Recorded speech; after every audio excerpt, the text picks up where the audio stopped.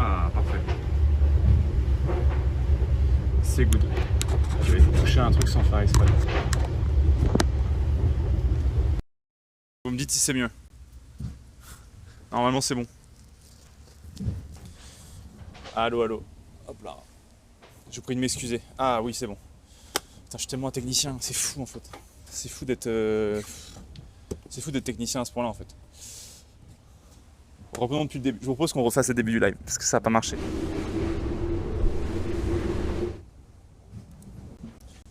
Bonjour à toutes et à tous, comment ils vont? Bonjour messieurs, dames, j'espère que tout le monde a la forme.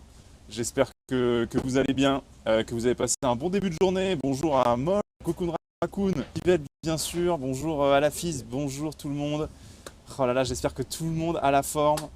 C'est vraiment super de vous voir quoi. Ça coupe. Non, ça coupe? Non, ça coupe pas en vrai, vous mentez. Vous mentez tellement fort. Hello, est-ce que le son. En vrai, imaginez, il y aurait des bugs son et tout sur le live en plus, ce serait tellement abusé. Ce serait tellement abusé, genre. Bonjour Philomène, bonjour Seiya, Orina. J'espère que vous allez bien. Moi, écoutez, tout va bien. Nous sommes au 8e jour de notre traversée, j'ai bien dit le 8e jour.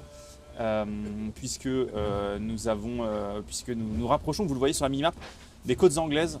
Donc je crois encore à ce projet de débarquer sur les côtes d'Angleterre pour reprendre la tapisserie de Bayeux. J'y crois encore. J'essaie de faire passer ça auprès de l'équipage, mais ils sont pas sûrs du plan. Mais pourtant, je suis sûr qu'on pourrait faire quelque chose. Bref, débarquer sur la Tamise, ça leur ferait tout bizarre. Ça leur ferait tout bizarre. Mais bon.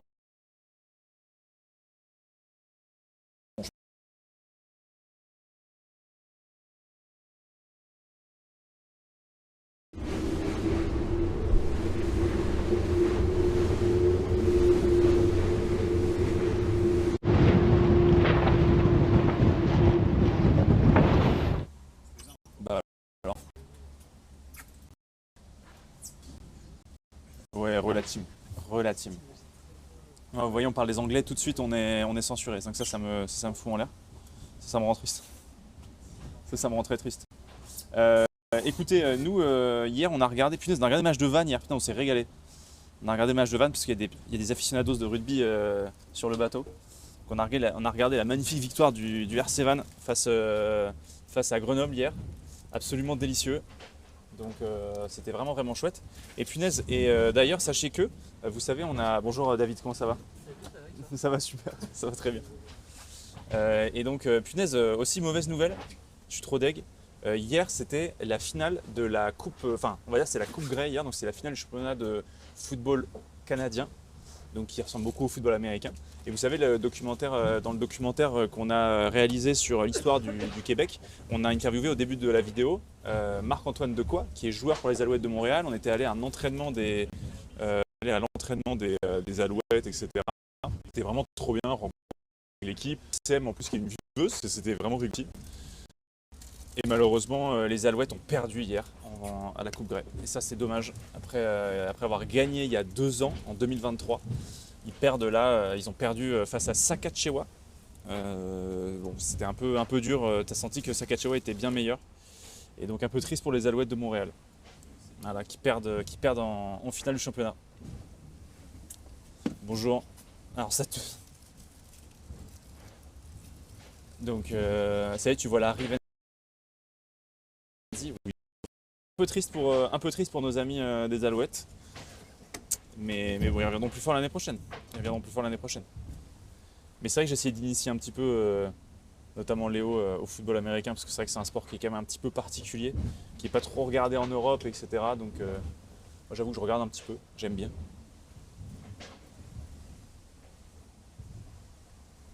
Tu as vu Saint-Denis ce week-end? Ouais, on en a parlé hier, Belmont. Oui, on a vu j'ai regardé le combat de Benoît Saint-Denis. C'était vraiment, vraiment trop cool de suivre ça aussi. C'était vraiment, vraiment chouette. Donc oui, donc ouais, un peu dommage pour les Alouettes. Ça rend un petit peu tristoun. Donc, ça regarde la NFL Extra. Ouais, de fou. Moi, je suis supporter des... Enfin, supporter. Je suis un peu plus les Saints de la Nouvelle-Orléans, m'étant rendu dans la ville, ayant adoré la ville. Donc autant vous te dire que c'est pas l'équipe la plus simple à suivre, mais oui, je regarde la NFL de manière générale, j'ai même le Game Pass, pour tout te dire. Pour tout te dire. Je suis devenu un vrai NFL zouz. Donc, mais donc, il nous reste aujourd'hui, il nous reste demain toute la journée. Et comme prévu, les prévisions de ces derniers jours se confirment. On arriverait, on arriverait à Lorient mercredi très tôt, mercredi très tôt, enfin tôt, pas très tôt, tôt, mercredi matin. Yo, monsieur Chauve, comment ça va? On arriverait mercredi matin à Lorient pour.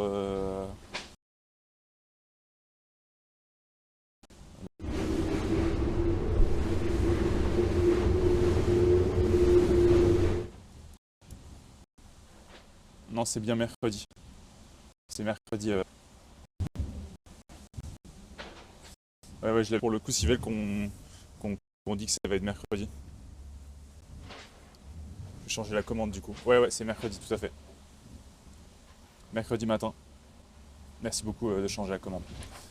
Donc, arrivé à ce moment-là, on aura une dernière journée demain qui va être assez. Enfin, après-midi, on va dire. Dernière après-midi qui va être bien. Enfin, peut-être même nuit, peut-être.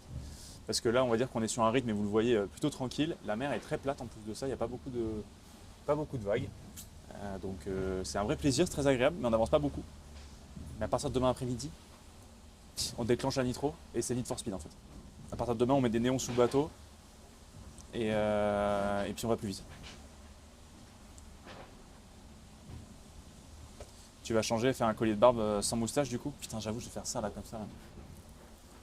Ah là, ça y est, j'ai ma tête de. Putain. Ma mère, elle va me voir comme ça arriver au port, elle va m'engueuler. Elle va dire, oh là là, tu es moche avec cette barbe. Ça te va pas du tout. Ouais, bon bref. Stream avant l'arrivée.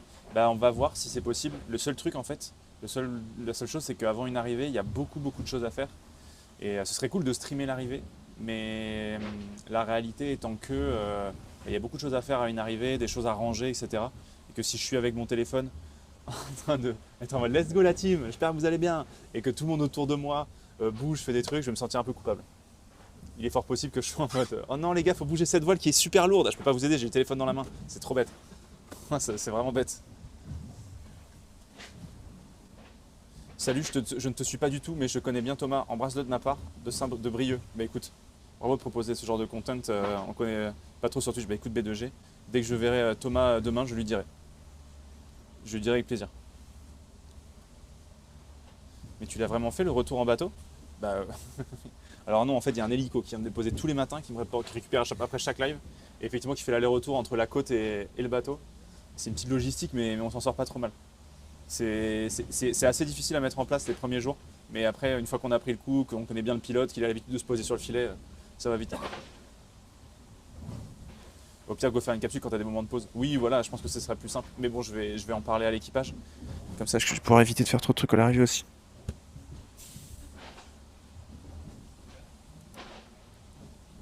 Pas trop dur la descente entre œils, je te jure.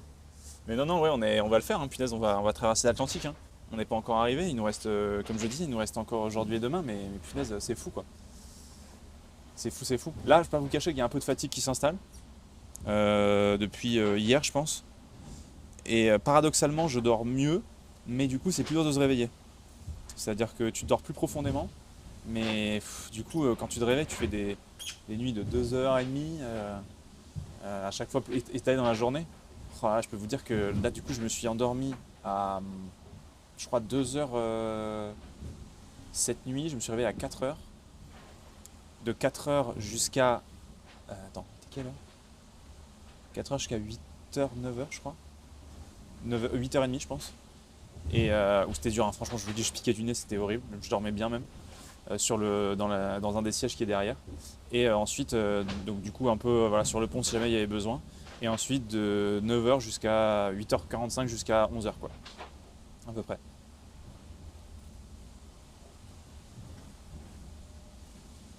Donc voilà. 8 heures d'affilée, ça va te faire tout drôle. Je sais pas ce que ça veut dire. Non mais tu sais, je vois des extraits passer sur TikTok de gens qui font ouais mais qu'en fait tous les Français sont en dette de sommeil, c'est vraiment la crise de notre époque. Et là moi je suis actuellement comme ça, en train de taper des grandes siestes de 2 heures espacées de Mais un sommeil absolument décalé au possible. Je suis en mode, ouais, ouais, de fou, ouais, c'est le grand mal de notre époque. Moi, je vois ce que tu veux dire, le sommeil polyphasique, quoi. Ok, étoile, parle-moi de sommeil polyphasique, quoi. Complètement. Ce petit rendez-vous du midi va me manquer. Bravo, Rive. Arrêtez, vous dites ça, mais. Après, je serai quand même en live le midi, hein. Je serai quand même en live le midi, hein. C'est pour t'exercer au rêve lucide. Ouais, je pense que c'est ça. Après, est-ce que là, je suis pas en train de vivre un rêve? D'une certaine manière. Ouais. Par contre, c'est vrai, je me rends compte quand même que je préfère naviguer quand il fait chaud, quand il fait froid. Putain, je pense que quand il fait chaud, quand même, c'est plus sympa, quoi. Quand il fait chaud, quand tu navigues en short, t-shirt, pas te cacher que c'est très agréable.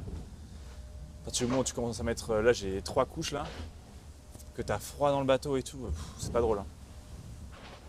Non, franchement, je préfère naviguer quand il fait chaud. Hâte de suivre tes streams pour ton voyage sur la Lune. Ça serait tellement drôle. Avec le même bateau et le même équipage, on a juste mis 2 réacteurs à l'arrière. Et c'est parti. Il n'y a plus de voile, il n'y a plus de vent, c'est tout droit. Du coup, la nuit, il n'y a aucun intérêt à filmer. Je suis curieux de l'ambiance au milieu de l'océan, même si j'imagine qu'on voit rien. Bah alors hier, on voyait très bien les étoiles. Hier, pour le coup, on avait vraiment une très belle vue sur les étoiles parce qu'il n'y avait pas beaucoup de nuages. Donc ça, c'était très agréable. Mais après, bon, la nuit, ouais, c'est un peu plus calme, quoi. C'est sur qu'est-ce que vous verriez la nuit?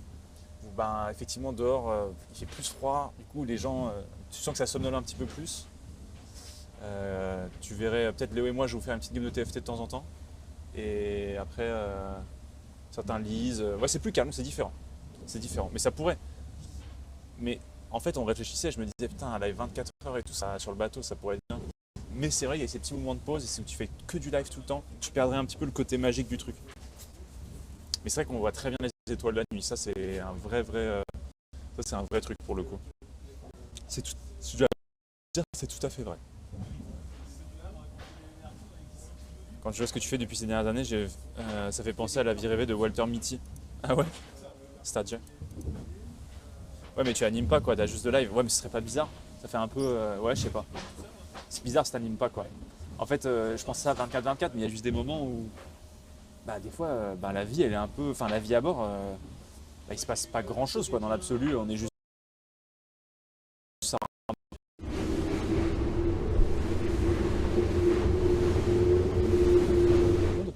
Mais ce serait une expérience quoi.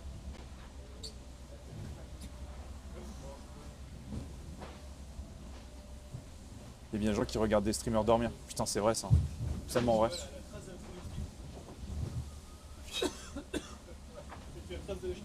L'équipage est habitué à avoir un tel niveau de code de Starlink ou c'est nouveau pour eux? Ça fait depuis 1 an, 2 ans qu'ils ont un an et demi qu'ils ont Starlink.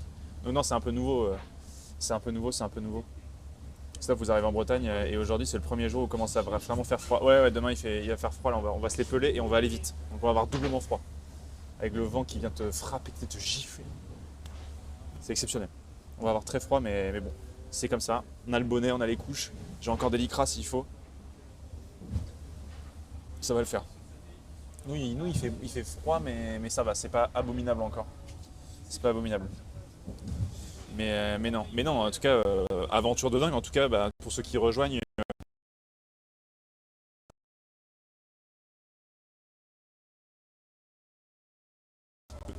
fait trop plaisir et vous êtes de plus en plus nombreux à regarder les lives, donc merci beaucoup. Merci beaucoup pour ça. Je le rappelle, donc on fait la traversée entre la Martinique et l'Orient en bateau sur le Sodebo Ultime 3. Je vais faire un petit tour du bateau juste après pour vous montrer. C'est l'un des bateaux de la course au large les plus rapides au monde. Des bateaux comme ça, il y en a 5, des ultra trimarans. Celui-là fait 32 mètres de long, 38 mètres de haut, 23 mètres de large et on peut atteindre des vitesses jusqu'à 35 nœuds, 35-36 nœuds, même plus de 38 même. Donc on peut aller quasiment à 70 km/h sur l'eau, ce qui est absolument énorme évidemment parce que l'eau c'est pas comme du bitume, c'est-à-dire que vous avez des vagues, vous avez évidemment l'eau freine énormément, donc grâce à toute une technologie de safran, de foil, c'est des bateaux qui vont extrêmement vite. Et, donc on est dans un équipage, on est 7 à bord, avec des membres de l'équipe, on va dire qui sont des skippers, vraiment skippers, et d'autres membres qui sont des membres du bureau d'études, des équipes techniques de l'écurie, on peut dire, parce qu'en vrai, moi j'aimerais bien utiliser le terme d'écurie pour les équipes de voile, parce que c'est exactement ça. Il y a du monde autour, c'est un projet avec des mécaniciens, des gens qui sont forts en électro, d'autres en programmation, d'autres qui bossent sur les alliages de carbone pour les voiles, pour le bateau. Bref, c'est tellement pluridisciplinaire. C'est comme travailler sur une Formule 1 en vrai de vrai, avec des équipes qui sont quand même très nombreuses. Et donc, ce qui fait que voilà, il y a à la fois les skippers et à la fois des gens qui font partie de l'équipe technique à l'année et qui, sur ces convoyages-là, profitent pour aller sur le bateau, découvrir un petit peu plus la vie à bord et comprendre ce que c'est que la. Donc voilà, l'hélium terrible, punaise, mais ouais, mais je sais pas pourquoi ça fait ça de temps en temps. Ça me fait le truc de l'hélium. Ça me fait le coup de l'hélium là.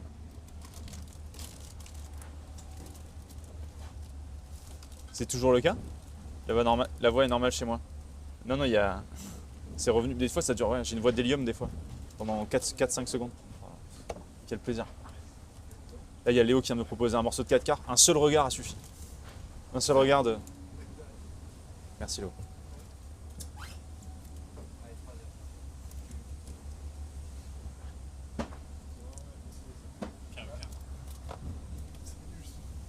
Ça se passe comment au global? Ça se passe super mal. C'est horrible, j'en peux plus. Là, le mec craque en direct. Putain. Je pensais pas que ce serait. Je pensais pas que ce serait si dur de laisser CK3 derrière moi. De pas pouvoir jouer.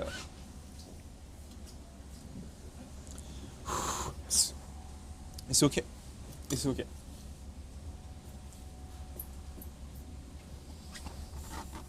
Je vais tenir le coup, Léo, t'inquiète.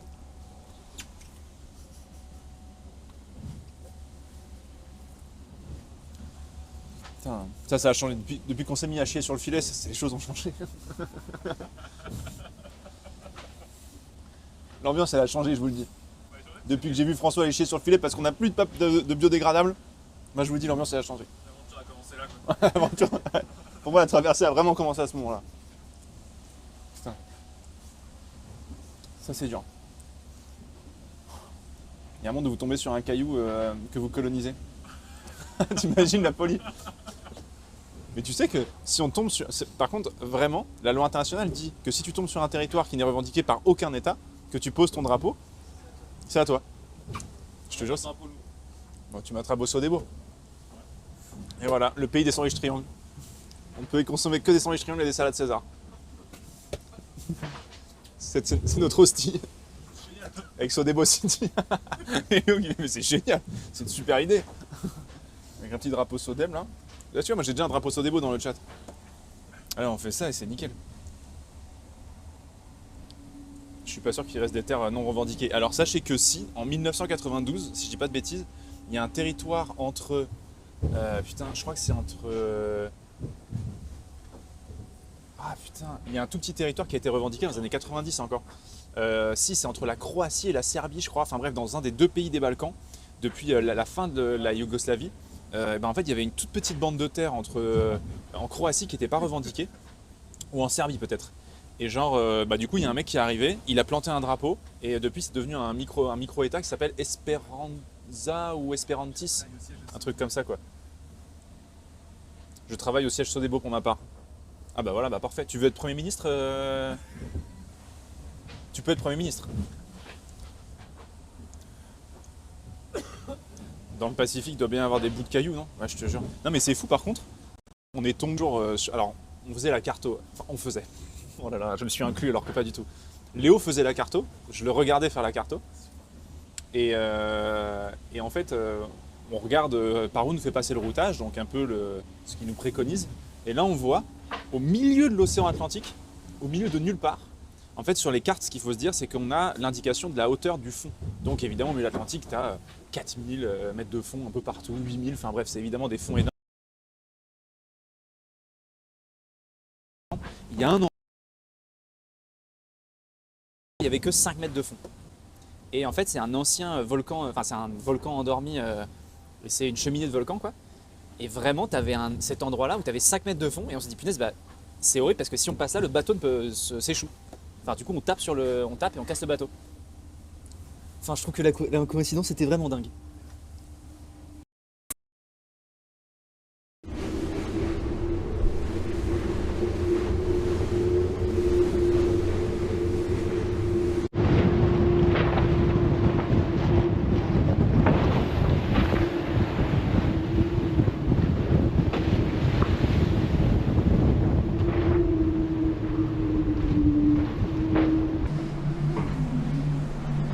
Parce que nous, c'est vrai qu'on s'en rend compte aujourd'hui. Ouais, Gwen dort, ouais. Ouais, Gwen dort. Et on a un petit peu du mal à le réveiller, cet enfant. Il est un petit peu. On sent qu'il est encore en pleine croissance, qu'il a besoin de se développer.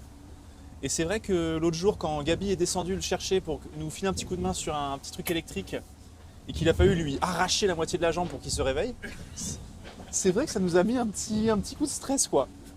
On s'est demandé si ça allait bien. On s'est demandé si ça allait bien. Ah, c'est vrai que c'était impressionnant. Quand il dort, Gwen, c'est vraiment. C'est fou. Il est HPI. Et je pense pas que le fait de dormir profondément soit lié à ton haut potentiel intellectuel, hein. Je pense que vous, là, vous dites n'importe quoi. À Draenor, tu dis n'importe quoi. Il fait quelle température dans la cabine?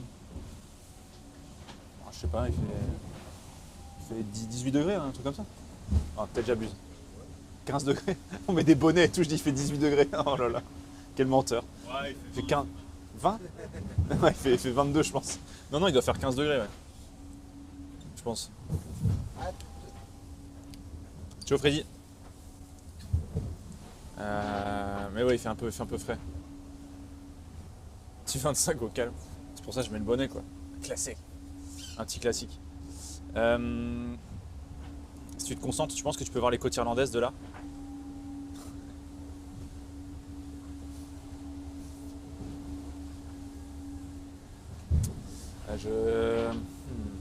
J'essaye, mais c'est dur, hein. Embrassez-le bien fort de ma part. Bah, je laisserai Léo prendre le soin de le faire. oh là là.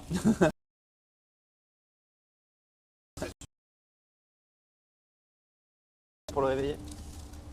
Mais la vraie question, Tata Séverine, c'est est-ce que vous serez là à l'arrivée?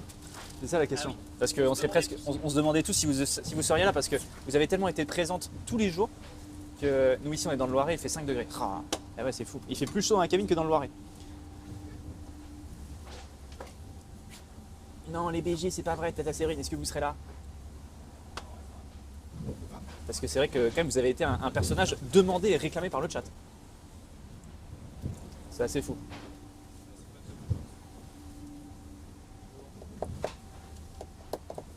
Et maintenant malheureusement, oh là là. Franchement j'y croyais. Oh là, après c'est vrai que le Loiret c'est pas à côté de Lorient, le Loiret c'est vrai que c'est pas la porte à côté, je suis d'accord avec vous. Yo Tib, comment ça va? Bonjour à toutes et à tous. Bonjour à ceux qui arrivent, toujours 8e jour de la traversée de l'Atlantique.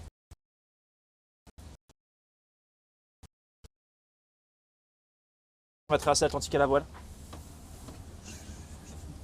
C'est dingue, c'est une première. On est vraiment des pionniers. Je suis sûr des gens qui ne connaissent pas suffisamment la voile et qui peuvent penser que c'est vrai. Je vous jure, c'est une première qu'on va faire. On va traverser l'Atlantique dans ce sens. C'est fou ce qu'on fait. C'est unique. C'est une première mondiale. Lorient-Loiret, c'est presque les mêmes lettres à proximité. Exactement, Linakos. Tu nous montrerais le safran ou le lieu est insalubre? Non. Ah non. Le safran, c'est une pièce de... Non, le lieu est salubre.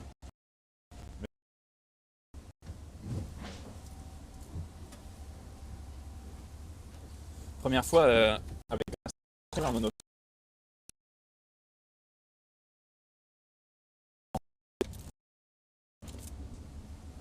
Putain, mais c'est fou, ma voix qui part, elle est particulièrement... Oh, c'est dingue ça.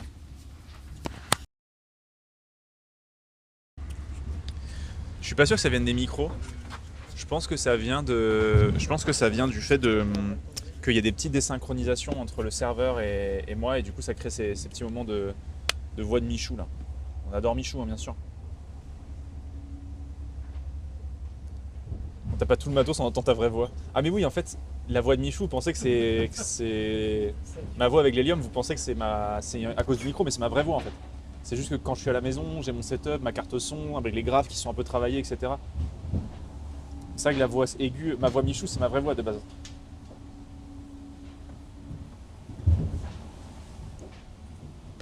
C'est ma vraie voix de base. Non, c'est les dessins et du coup tu veux revenir en full live. Oui, c'est ça. Ouais, exactement. Je pense que le stream se met en 1-1 pour rattraper le temps des petits crashs. Ouais, c'est possible, ouais. Tu utilises ta voix pour changer de dia. Exactement, tout à fait.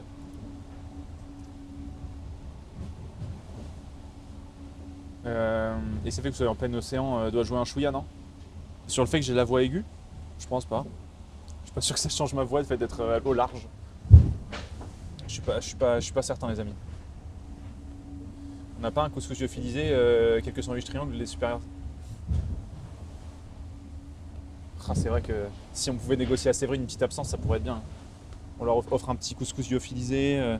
Je peux leur faire une petite vidéo dédicacée si vous voulez, Tata Séverine. Je leur fais une vidéo dédicacée en mode ouais, c'est Rivenzi, merci d'avoir laissé Tata Séverine venir sur le ponton. Par contre, réel, ça c'est très vrai. Ma soeur travaille dans une entreprise et souvent dans l'entreprise où elle travaille, ils ont des stagiaires.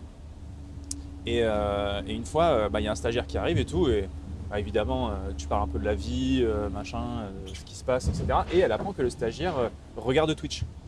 Et donc elle dit ah bah c'est marrant, bah, moi aussi mon frère il est sur Twitch. Et il dit ah ouais c'est qui sur Twitch votre frère? Et ma soeur dit bah c'est Rivenzi, c'est mon frère. Le mec n'a pas cru ma soeur. Il dit non c'est pas vrai, tu mens. Et elle dit mais si c'est mon frère et tout. Elle dit non c'est pas vrai et tout, je veux pas y croire. Et depuis avec ma soeur, on a pris une photo avec une pancarte tous les deux avec marqué sur la pancarte c'est ma soeur. Et elle l'a utilisée il y a pas longtemps, il y a quelques semaines parce qu'il y avait un autre stagiaire qui disait non je te crois pas. C'est pas la sœur de Rivenzi. Et du coup, elle a sorti la photo en mode bah si, regarde. Il y avait la photo avec moi, avec la pancarte, et ma sœur en mode c'est ma sœur. Donc vous vous rendez pas compte, mais. C'est dingo, non? Ça aurait été beaucoup plus crédible si c'était avec ton frère qui disait que c'était ton frère. Ouais, non, mais le problème, c'est que quand mon frère jumeau. Beaucoup, et les gens le prennent pour moi. Et ça, c'est dur. Et des fois, bah, il était dans un bar à Brest. Et du coup, il se fait accoster par deux gars qui viennent le voir, qui disent oh, t'es Rivenzi et tout, on adore ce que tu fais. Et là, les mecs avaient un petit peu bu. Ah, il y a la chef qui parle.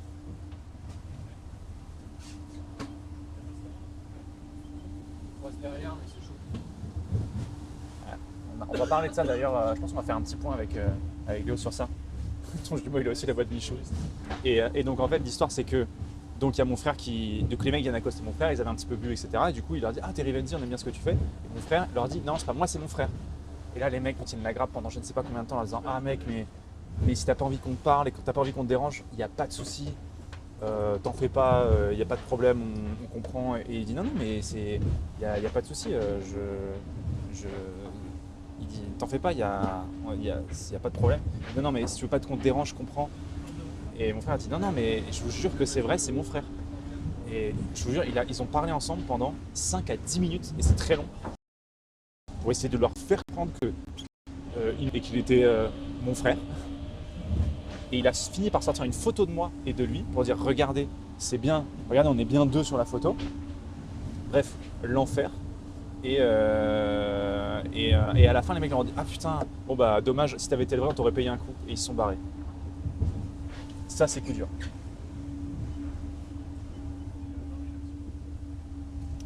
Honnête, au moins le frère, au moins il pourrait en profiter.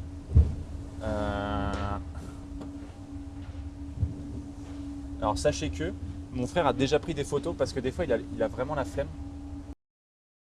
d'expliquer. Et il a déjà pris des photos avec des gens en disant allez c'est bon, c'est Rivenzi, oui oui, allez. Voilà. Donc sachez qu'il existe des photos avec un Rivenzi shiny dans la nature. Et sachez que ces photos-là sont très rares.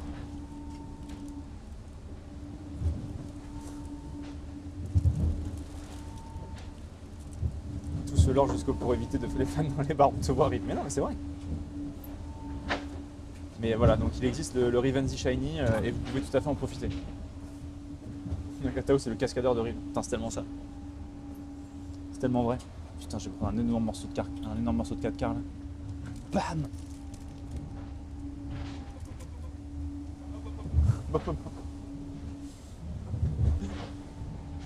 Yo Modi, comment ça va? Bien. Fais ça quand on me prenne pour l'humilier. Ah ouais, l'enfer.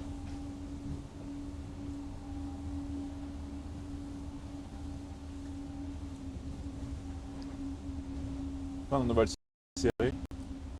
Faut pas se rapprocher d'un 135 degrés. Ah bah, que c'est par rapport, tu te déplaces aussi par rapport à la dépression.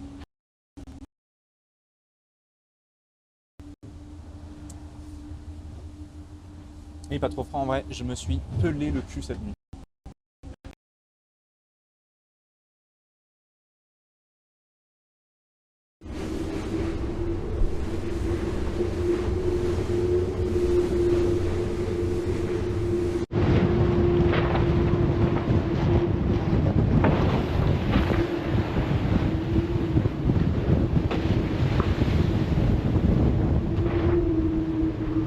C'est terminé, bonsoir.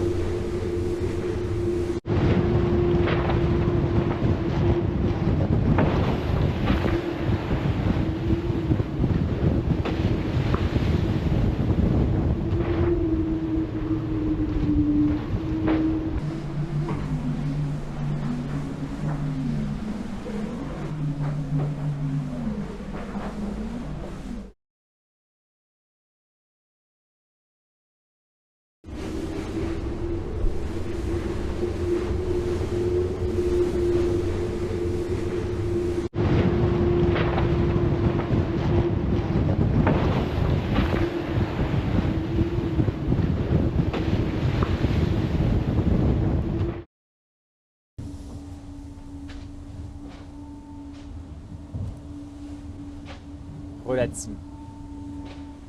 DBG, c'est Michou. Ouais, la connexion aujourd'hui, elle est aléatoire.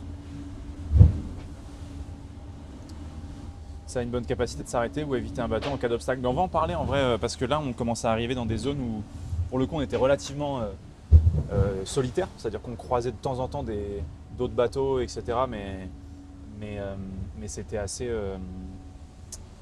c'était assez rare. Là, du coup, comme on se rapproche des côtes, on commence à avoir plus d'oiseaux. On commence aussi à avoir plus de bateaux autour de nous.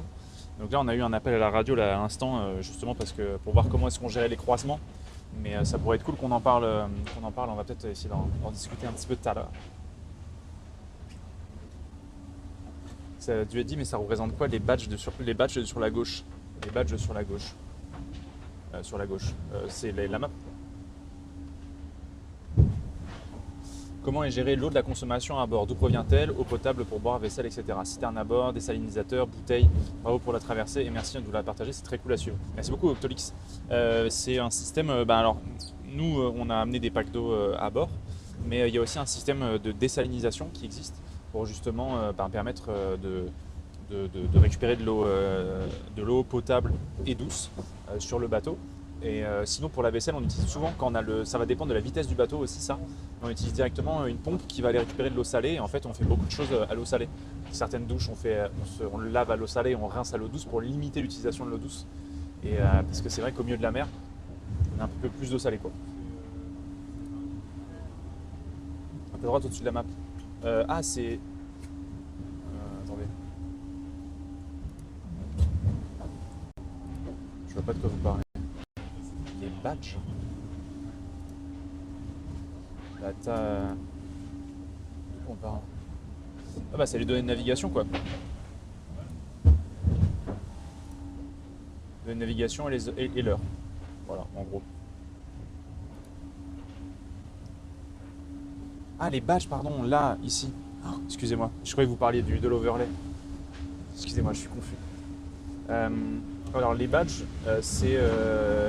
les badges derrière, en fait, c'est beaucoup de badges d'unités militaires qui sont passés sur le bateau, puisque c'est vrai que souvent, il y a des gens qui viennent visiter le bateau, que ce soit des particuliers, des entreprises, mais aussi des unités de l'armée française, que ce soit l'armée de terre, l'armée de mer, mais même il y a la marine, il y a l'armée de l'air et de l'espace, et il y a aussi des badges de l'armée de terre. Et en fait, par exemple, là, il y a un badge, je ne sais pas si vous voyez bien. Là, par exemple, il y a un badge du GIGN ici. Il y a un badge de la frégate Floréal. Ouais, c'est ça, t'as plein de différentes unités de l'armée française, en gros, qui ont tous un peu leur badge. Là, tu as la gendarmerie maritime ici. Et voilà.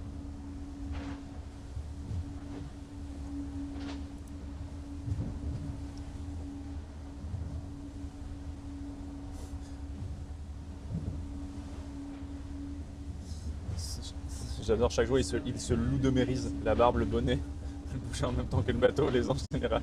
Je te jure. Je peux presque avoir des branchies. En fait, je suis dans Waterworld en fait. Je suis dans Waterworld. Est-ce que Léon on se fait un petit point carto? Ouais. Allez. Attends, David, non. Non, David, non. À moins que tu veuilles faire le point carto, David. À moins que tu veuilles faire le point carto. Mais ça, mais reste avec nous, reste avec nous. Hop là, attendez, je vous prends avec moi.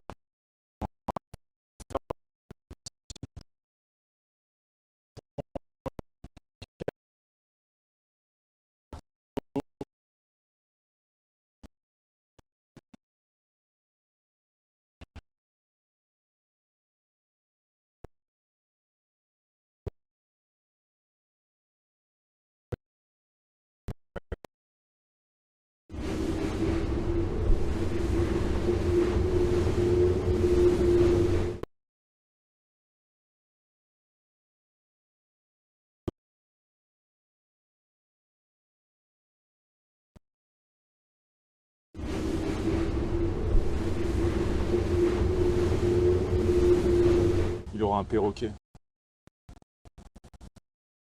C'est fou.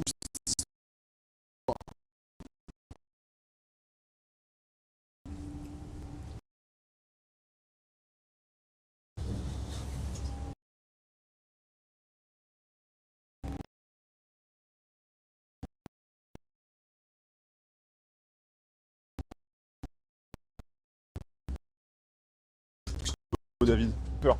Je ne suis pas skipper. Qu'est-ce que tu fais chez Sodebo? Moi, je fais partie du bureau d'études. Ok. Donc, tout ce qui est calcul de structure, design des pièces composites et métalliques. Ok. Et mise en plan aussi car on fait beaucoup de choses, quasiment tout en interne. Ok. Oh waouh, trop stylé. Trop bien. Donc, ça passe de la conception à la réalisation. Trop bien. Donc, c'est une. Peut-être qu'il faut me parler un peu plus. Ah, il marche pas le micro? Attends, j'arrive. Yes. C'est mieux? Ouais, parfait. Donc, du coup, tu disais que Ok. tu travaillais dans le bureau d'études. Ouais, bureau conception d'études. des pièces et tout ça. C'est ça, exactement. La mise en plan, calcul de structure, parce que comme tu as pu le voir, ça claque dans tous les sens. Ouais, Donc, en vrai, ça qui m'a impressionné, c'est que sur le bateau, quand même, quand tu connais pas, il y a le bruit que fait le bateau, c'est impressionnant. Et du coup, toi, tu avais déjà navigué sur le bateau, du coup, tu savais un petit peu, mais Ouais. c'est quand même assez fou de voir la résistance des pièces, ouais. parce que le bateau est quand même. Enfin, t'as l'impression que c'est assez fin et assez fragile, mais c'est hyper solide en fait. Ouais, parce que la première nuit, même moi qui ai fait plusieurs naves, je me demandais, putain, c'est jusqu'où on peut mettre le curseur. Ouais, je te jure. On a la fibre optique quand même qui nous permet de savoir si on est dans le rouge ou pas, mais c'est toujours impressionnant même dans les vagues, ça tape dans tous les sens Ouais, et la tu première te dis fois, bon, on va tout exploser. Ouais, je te jure, c'est tellement impressionnant. Non, après, enfin, justement, dans tous ces calculs de structure, il y a des coefficients dynamiques. Ouais. Du coup, tout ça, c'est pris en compte et on fait tout pour se mettre justement en sécurité. Donc là-dessus, il n'y a pas de souci. Mais même en sachant ça, Ça reste quand même toujours, très impressionnant ouais, pour le coup. impressionnant, Ça, c'est un clair. truc pour le. Enfin, franchement, il faut être sur ce genre de bateau, naviguer dessus pour comprendre, parce que même si on essaie de capter du bruit, de vous montrer, c'est des choses qu'il faut ressentir tellement c'est impressionnant. J'en pose des questions justement sur ce que tu fais. Est-ce que tu bosses plus sur la maintenance du bateau ou aussi sur ses améliorations? C'est plutôt sur les améliorations et en parallèle sur la réparation aussi. Ok. Parce qu'à chaque retour de course, il y a forcément des choses à réparer. Enfin, on a déjà perdu des safrans, cassé des points porteurs. Ouais. Et donc là, il faut refaire La pièce. la pièce, donc refaire des fichiers d'usinage, renvoyer à usiner, redraper les appendices et faire tout ce qu'il y a à faire. Et donc ça jongle entre les deux, quoi. Et du coup, c'est pas facile parce que du coup, tu te retrouves aussi entre les skippers qui veulent avoir une certaine performance et aussi du coup la main d'œuvre, enfin les gens qui sont les techniciens qui vont usiner justement les pièces comme on fait tout en interne, qui te disent, enfin du coup tu es un peu entre les deux pour trouver aussi performance, fiabilité du matériel Et ça doit pas être facile à jongler entre les deux, quoi. ouais, c'est ça, il faut que tout le monde soit content, il faut trouver le bon compromis en timing, en termes de performance, mais il faut que ce soit solide aussi. Enfin, c'est pareil au bureau d'études, on a un hydrodynamicien qui fait, lui il veut telle forme hydro, Ouais. Sauf qu'il faut que ça tienne structurellement, et les navigants eux, veulent enfin, chacun son... Tire un peu la C'est couverture ça, à lui bah pour ouais, essayer d'avoir voilà. le meilleur des deux Chacun mondes, veut- quoi, tu vois. C'est ça. Et oui, les gens disent la question dans le chat. Oui, alors il y a de la fibre optique dans la structure du bateau justement pour monitorer la résistance de la structure. Et du coup, Léo nous montrait ça, c'était hyper impressionnant. C'est en gros, tu vois vraiment le pourcentage à quel point la structure par endroit peut être attaquée, abîmée par le choc répété contre les flots. C'est ça. Et donc ça permet de voir où est-ce que la structure se fragilise par endroit, donc pour anticiper un problème ou pour parfois voir est-ce qu'il y a, est-ce que justement quand on rentrera au port, est-ce qu'il y a des choses à améliorer, pourquoi est-ce que cet endroit-là a pris plus qu'un autre, etc. Donc voilà. Si c'est en mode de la lumière, selon Ouais. comment elle revient, tu sais comment c'est défendu. Ouais, c'est ça, c'est ça ce qui explique très bien Léo. En fait, il expliquait, c'est t'envoies de la lumière dans la fibre optique et selon comment elle revient, tu vois comment est-ce que c'est déformé et du coup, tu as, on va dire, des Ouais, données qui reviennent de là, quoi. T'as un pourcentage acceptable de. Enfin, t'as une valeur limite à ne pas dépasser, quoi. Ouais, c'est ça. Donc en gros, parce que tu peux laisser les navigants, eux, c'est bon, hein, c'est pleine balle. Mhm. Et du coup, pas de problème, ils vont aller vite, mais il faut aussi, c'est là tout l'intérêt de la fibre et de tout ce qu'il y a derrière, c'est de pouvoir savoir ne pas trop sur le bateau. Parce que c'est vrai que c'est tentant quand tu fais des bonnes glisses à 40-45 nœuds. Encore plus, d'aller, encore plus. Bah ouais, c'est ça, ouais. Tu prends vite le goût d'aller vite.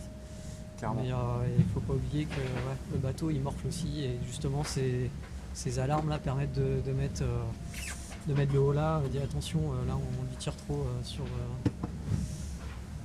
Ouais, sur pour la éviter, tranchée. que ça. Ouais, faut trouver justement toujours la fine limite performance, durabilité, C'est ça. fiabilité. Parce que quand tu fais des courses, le but c'est d'aller vite, mais c'est d'aller vite longtemps. Si tu casses, tu vas pas loin. Ah ouais. Et Et là ça donc, s'arrête, tout ouais. peut s'arrêter très vite. Donc, et oui, il y a déjà eu des safrans qui ont été cassés, des safrans centrales.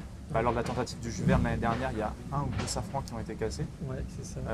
Et en fait, du coup, ce qui se passe, c'est que le safran central, si vous voulez, c'est ce qui stabilise le bateau. Donc en gros, c'est comme si quand tu perds ce safran central, c'est comme si tu roulais avec une voiture à 3 roues, en gros. Donc tu perds beaucoup en stabilité, et donc ça devient impossible d'aller très vite. Et donc à ce moment-là, la course s'arrête à ce moment-là parce qu'il n'y a plus possibilité d'aller vite. Les gens demandaient, je crois que c'est Babou qui disait tout à l'heure, est-ce que tu as fait des études d'ingénieur? J'ai fait un IUT en génie mécanique et ensuite une licence en sciences des matériaux. Et je me suis arrêté là. Après, je suis parti bosser. J'ai toujours fait du calcul de structure. Et puis, j'ai enchaîné dans le bureau d'études et je me suis spécialisé au fur et à mesure Dans la voile et... dans la voile. On fait pas mal de temps dans un bureau d'études spécialisées dans le calcul de structure pour la Ok. course au large. Et, voilà. Trop Et bien. je suis arrivé chez Sodebo. C'est combien de temps que tu es chez Sodebo là? Voilà, ça fait un peu plus de 3 ans. 3 ans? Ouais. Ah, trop bien. Écoute, Ouais. merci beaucoup David. Bah, merci à Merci toi. d'être passé nous voir. Donc David qui fait partie du groupe de l'équipage. Je reprends le micro. Yes. Hop là. Donc, qui fait partie du groupe avec qui on navigue depuis 8 jours maintenant et avec qui du coup qui connaît mieux que le bateau que moi, mais qui fait partie de ceux qui ne sont pas des skippers à la base et qui profitent justement du voyage pour en apprendre plus sur le bateau, sur la vie à bord. Et première transat aussi. Les premières transats de l'histoire. On est les premiers hommes à traverser l'Atlantique en bateau, à la voile. C'est fou ce qu'on fait. Voilà, les gens te disent merci, ils sont adorables. Merci David d'avoir des nouvelles têtes. Et oui, bien Salut. sûr, bien sûr. Bien sûr.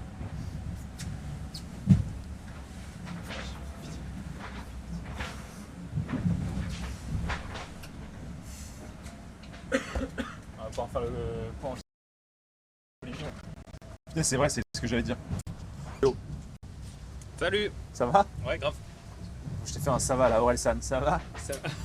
tu as Salut, vachement ça mieux va. fait la deuxième fois quand même. Salut, ça va? Ouais. C'était top, merci. Ouais, on montre un peu les nouvelles têtes, évidemment. Donc, Léo, pour ceux qui nous rejoignent, Léo, je le rappelle, qui s'occupe, qui fait partie qui est skipper de la team Sodebo et qui s'occupe sur ce convoyage retour, en particulier de la cartographie. Et donc, c'est avec lui que nous faisons quotidiennement les points carto. point carto. Et puis après, ce qu'on va faire, c'est parler de tout ce que les collisions, comment est-ce qu'on fait justement pour gérer, parce que là, on va se rapprocher d'aujourd'hui et demain, et mercredi matin. Ce qui veut dire que le trafic va s'intensifier, donc il faut être beaucoup plus vigilant sur les bateaux qu'on va croiser, sur le fait de pas, parce que ça peut arriver, il y a des bateaux qui se sont déjà fait percuter, du coup ça peut devenir très dangereux à ce moment-là, donc il faut être très attentif au radar et à tout ça, donc voilà. Où est-ce qu'on en est, Léo? C'est quoi le menu du jour en termes de vent aujourd'hui? Qu'est-ce qui nous attend? C'est quoi notre parcours du jour? Alors, ça n'a pas beaucoup changé par rapport à hier. C'est-à-dire qu'on a progressé vers la zone sans vent et qu'on va atteindre ce soir. On va traverser cette nuit. Donc on va arriver là ce soir, là où il y a le petit waypoint qu'on a mis, les waypoints là. On va traverser ça cette nuit. Et demain matin, on va commencer doucement à toucher du vent. Et ce qui va nous emmener la nuit d'après, le long vers la côte bretonne, qu'on va atteindre au petit matin de mercredi. Ouais, donc en fait on met beaucoup de temps à atteindre le waypoint et à le dépasser un petit peu, beaucoup de distance en très peu de temps. Ouais, exactement. Si on affiche jour-nuit. Avec toujours ce magnifique logiciel bien sûr. Voilà.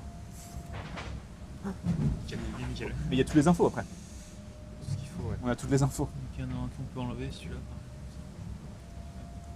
Ouais, donc ça c'est la route qu'on va prendre. Ok. On va regarder sur Winnie ce qu'on va faire. Voilà, vous voyez la route. Avec du coup la zone sans vent ici. Ouais, on la voit bien là du coup, c'est ce qu'il y a de plus bleu là, vous voyez bien normalement. On adore ça, on passe d'un vent à l'autre. On va sans doute la traverser au moteur. Normalement il y aura 0 nœud de vent. Ah ouais, ce point-là? Ouais, ou très très peu. Et après, rapidement après, on va essayer d'accrocher le vent de nord-ouest qui va nous satelliser. Là c'est toboggan là. Vers, Et là on va à 30 nœuds là. Ouais, là on va être à 30 nœuds de moyenne sur tout le bord. Et encore, le problème de ce bord là, ça va être de ralentir un peu. Ah ouais, à ce point-là? Ouais. Il va falloir qu'on mette le haut là pour pas que... Ouais, ça c'est en fait là c'est typiquement ce qu'on disait hier. C'est un bord où tu es devant la mer. Si on affiche là, les vagues, tu vois les vagues sont encore que là. Ah oui. Nous on est déjà là. Mais le vent est arrivé et il n'a pas encore levé la mer. Donc c'est un bord où il y a 20 nœuds de vent, on peut aller super vite sur mer plate. Donc c'est génial, mais si on parle de collision tout à l'heure, c'est typiquement ce qu'on ne veut pas faire à 6h ou 12h avant d'arriver à Lorient, ce serait... La flemme, hein. Ce serait dramatique. Dramatique. Ah, ce serait vraiment pas le bon moment. Mais ouais, donc ce qui fait que on va pouvoir aller vite, non seulement parce qu'il y aura du vent, mais en plus parce que la mer sera relativement plate. Tout à fait. Donc ces deux choses combinées font que ça va aller très très vite. Donc il va falloir faire attention. Il va falloir faire attention à ça. Et donc justement ce qu'on disait, c'est que comme on va se rapprocher de ces côtes, plus de trafic maritime. Et donc ça aussi il va falloir faire vraiment attention. Et donc, mais pour ça, il y a pas mal de technologies à notre disposition pour éviter. On va vous expliquer un petit peu comment ça fonctionne. Il y a pas mal de technologies à bord justement pour prévenir ce genre de soucis. Ouais. Là, c'est l'exemple, il est bien timé parce qu'on est en train de... Enfin, on était il y a jusqu'à quelques minutes en route de collision avec un cargo. Donc là, on l'a vu apparaître sur la carte. On l'a vu apparaître grâce au système AIS. Okay. Donc c'est un système qui se transite par onde HF. Okay. Et donc le bateau, il nous envoie sa position, sa vitesse, son cap, sa taille et son nom. Et il est référencé par un numéro qu'on voit ici, là, ce numéro-là. Et nous, si on veut avoir des infos en plus, on peut le googliser. Ah, trop bien. Donc là, on l'a googlisé. Le bateau, il ressemble à ça, quoi. Ah, d'accord, ok. Donc t'as vraiment toutes les infos. Ouais. Là, on peut avoir les photos du bateau. C'est à quoi il ressemble. C'est un porte-boîte. Ok, littéralement un porte-boîte qui est là-bas. Qui fait 250 mètres de long. Ouais. Donc, ces bateaux-là, ils sont assez peu manœuvrants quand même. Ouais. Donc, on essaie quand même, nous on est en convoyage là, donc on va essayer de pas le gêner, donc on s'est écarté. On l'a entendu un peu nous appeler à la VHF. Ouais, on a entendu tout à l'heure, ouais, tout à fait. Mais on n'a pas répondu, c'était un peu loin. En 1-20, vous gagnez pas. Non, on gagne pas en 1 contre 1. Non, 1-20, on perd. Super. Et là, vous le voyez bien, c'est le carré rouge-vert là ouais. Qui s'affiche. Et donc là, lui, il est à 17 nœuds, nous aussi à peu près. Ça fait qu'on a une vitesse de rapprochement l'un et l'autre en route de frontale comme ça de 34 nœuds, donc c'est quand même beaucoup, presque 60-70 km/h. C'est énorme, ouais. Donc en fait ça peut aller assez vite quoi. Là il est encore assez loin, il est à 15 km et on se croise dans 10 minutes quoi. Ouais, tu vois, ça va vite. Hein. Ouais, ça va assez vite. Dans ce genre de situation, faut quand Ouais, même, t'as même le timing de quand on se croise. donc là c'est quand est-ce qu'on se croise et à quelle distance au plus proche on se croise. Ok, Donc nous là on a 1005 d'écart donc on est content quoi avec ça. ok. Et du coup, il va où du coup le bateau? Je crois que sur Google tu pouvais voir le. Et le bateau il va où? Alors attends, on va te dire. Juste qu'on sache un petit peu c'est quoi la destination. Donc il est pavillon libérien Ok. et il va à Veracruz Au Mexique. au Mexique. Et d'ailleurs il s'appelle comment? Il s'appelle Veracruz. Mec, Voilà. je vais où? Je vais vers J'appelle mon bateau comme ça. On va pas s'embêter. Et alors après, on a d'autres systèmes quand même Ah, ok. qui sont un peu plus. L'AIS, c'est un système quand même qui est universel, qui est obligatoire pour les bateaux de plus de 12 mètres, je crois.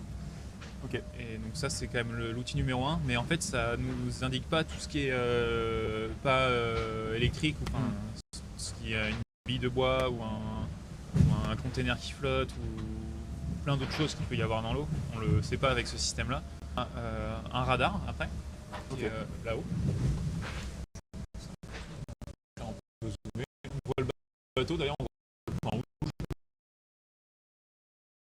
On peut régler le gain si on veut être plus ou moins sensible. Ah oui, d'accord. Si on veut vraiment aller voir un truc précis, on peut. Bon, là c'est trop, mais Oh, wow. c'est Stargate là. C'est ça, vitesse de la lumière. Et C'est le Millennium Condor. Et ça nous permet aussi de voir la pluie quoi. Ça c'est assez pratique parce que la pluie en général c'est synonyme de changement de conditions météo, notamment de vent. Et ça nous permet de nous mettre en alerte, de se rapprocher des ficelles. Et donc ça nous met en alerte. C'est un super outil pour ça. Un deuxième outil, ouais, du coup. Ouais. Et alors le Google troisième, Comme ça, si quelqu'un n'a pas d'AIS, tu peux quand même voir, parce qu'il peut y avoir des on passe dans des zones où il y a des pêcheurs proches des côtes, les gars ils n'ont pas leur AIS. Ça peut être parce qu'ils veulent pas dévoiler leur point de pêche. ça va, les gars. Il y a la sécurité, je vous en conjure. Ouais.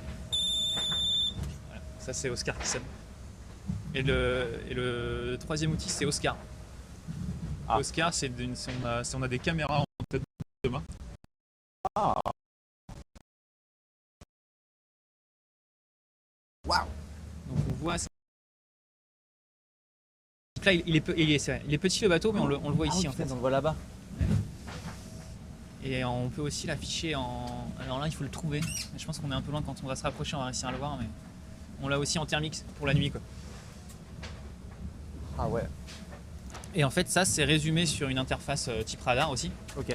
Et le fonctionnement c'est assez bien fichu en fait. Tout ce qui vient des caméras là-haut, ça va dans un modèle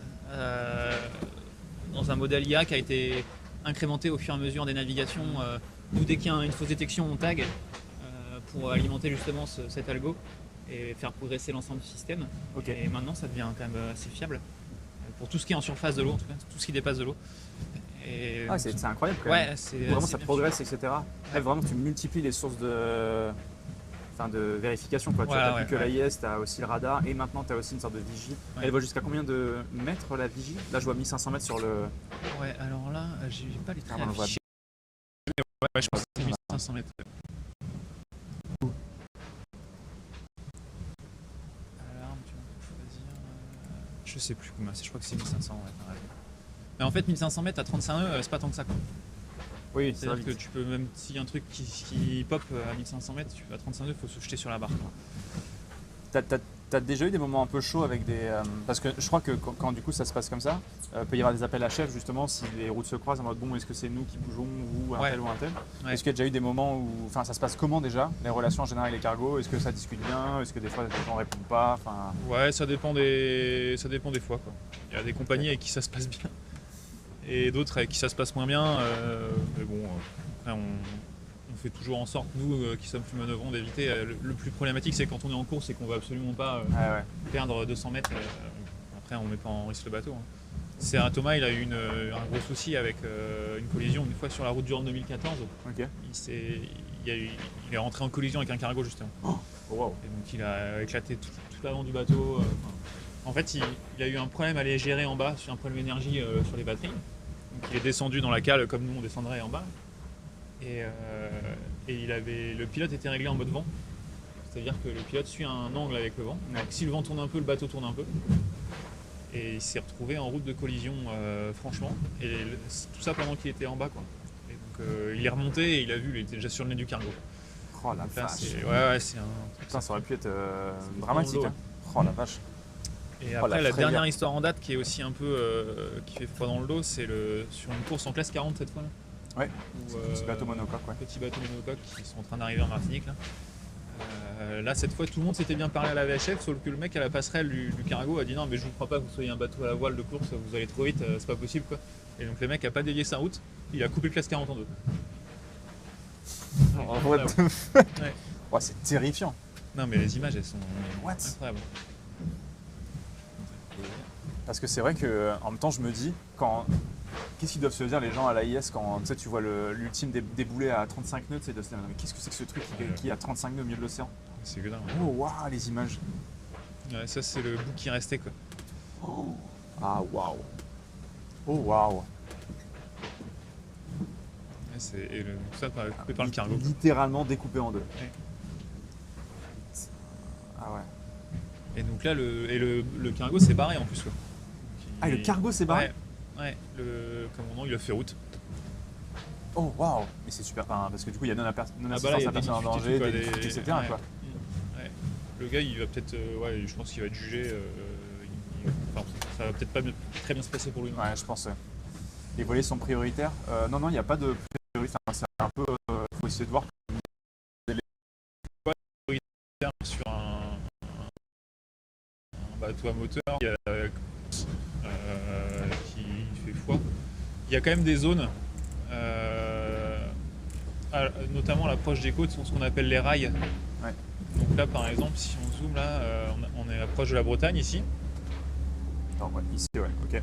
La Bretagne est là, et là, il y a une zone. Alors, attends, je vais enlever il y a une zone ici qui est vraiment réservée au trafic maritime. C'est-à-dire qu'il y a un rail montant, un rail descendant.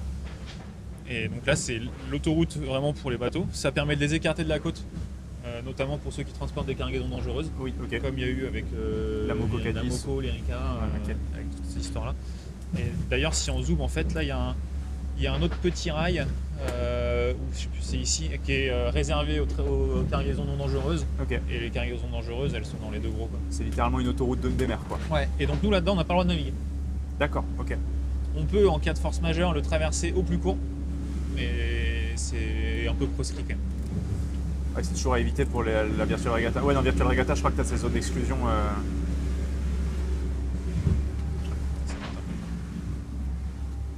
Ça frotte. Ah, regarde, on voit bien le cargo dehors si tu veux aller voir. Ah oui, punaise.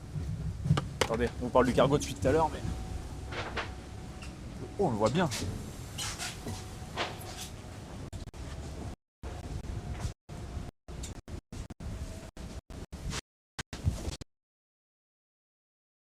Regardez l'équipe.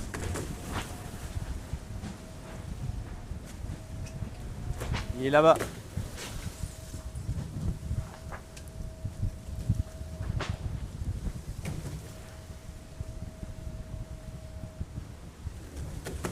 Voilà, du coup, c'est ce porte-boîte qui va du coup au Mexique.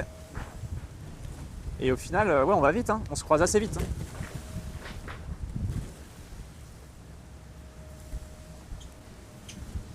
Il est énorme.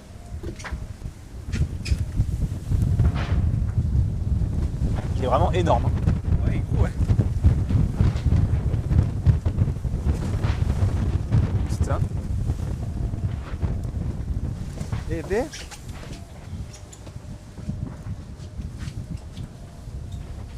Ah.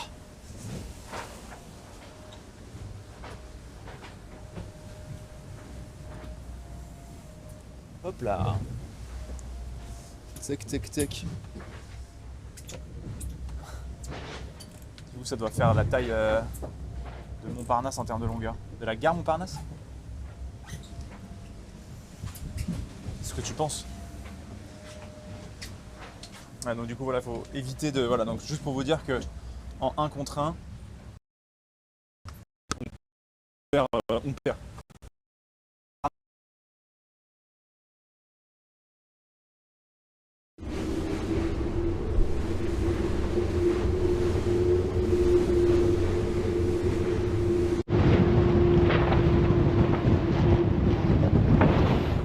sur internet. De retour. Non, donc voilà, donc maintenant vous savez un peu plus au niveau de la sécurité comment ça va se passer et on va être un peu plus attentif à ça pendant voilà, les heures qui arrivent, puisqu'on va se rapprocher, comme le disait Léo, des... On peut pas du tout aller aussi. Donc ça par contre c'est... Voilà. Merci beaucoup Léo en tout cas, Plaisir. pour toutes ces explications quotidiennes. C'est super. Toujours un plaisir à lire le chat. Hein, Ça te régale. j'ai vu passer le délit de fuite sur l'eau, ça m'a fait rire. Bah, le délit de fuite sur l'eau, oui, tu te fais rattraper, à mon avis. Enfin, tu peux pas faire ce que tu veux, quoi. Là, après, c'est la justice internationale, donc c'est vrai que ça peut prendre un peu plus de temps, mais. J'aurais prévu 7h mercredi. À peu près, ouais. Bon, après, c'est plus ou moins 7h, mais. Ouais, ça va être entre 7 et 10 heures. Ouais. Moi, à 8h, je suis démissionnaire, je suis plus là. Non, mais ça, on sait, ouais. Je suis au fond de la cale et je fais plus rien. Et si je peux faire un live à l'arrivée ou pas? Il y a quand même beaucoup de choses à faire. Non, je pense que ça peut faire, ouais. Parce que, en fait, c'est ce que je disais aux gens, c'est-à-dire que ce serait cool de live l'arrivée. Mais c'est juste qu'effectivement, s'il y a beaucoup de choses à faire sur le bateau, et que je suis avec la caméra en mode salut les BG, aujourd'hui tout le monde bouge les voiles. Ouais, si tu dis ça, c'est sûr, ça va mal se passer. Après, si tu le fais comme d'habitude, ça va aller. Ok, si je fais ok. Et non, mais en fait, après, quand on va arriver à Lorient, il y a une partie d'équipe qui va monter à bord pour nous aider. Ok. Donc on va avoir des bras Bon, c'est supplémentaires. bon, super. Ils peuvent s'occuper de tout alors. Le mec horrible. Ah, les gens posent des questions par rapport à ta prise de. Parce que du coup, le rappel, Léo va devenir. Tu es skipper remplaçant sur le Sodebo Ultime 3.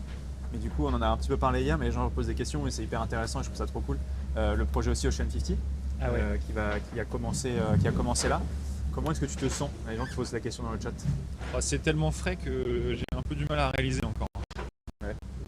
Mais on a fait une première nave avec le bateau Marseille et Lorient. Ok. Avec le bateau en l'état, donc sans aucune modification dessus.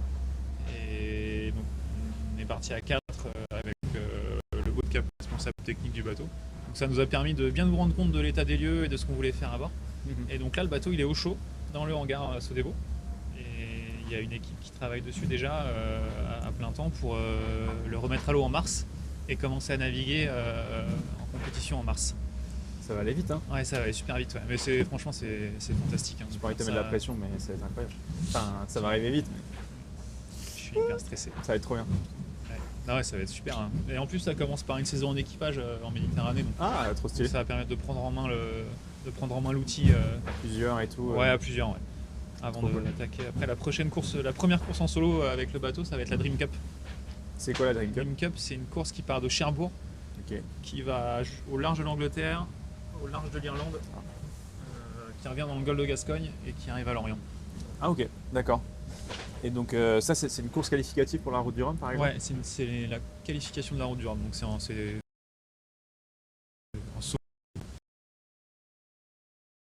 Où il faut finir la course, où il faut. Bah, en fait, ça dépend de si on a déjà réussi à se qualifier avant dans une qualification hors course pour la route du Rhum, on est un peu plus serein, on peut vraiment se pencher que sur la course.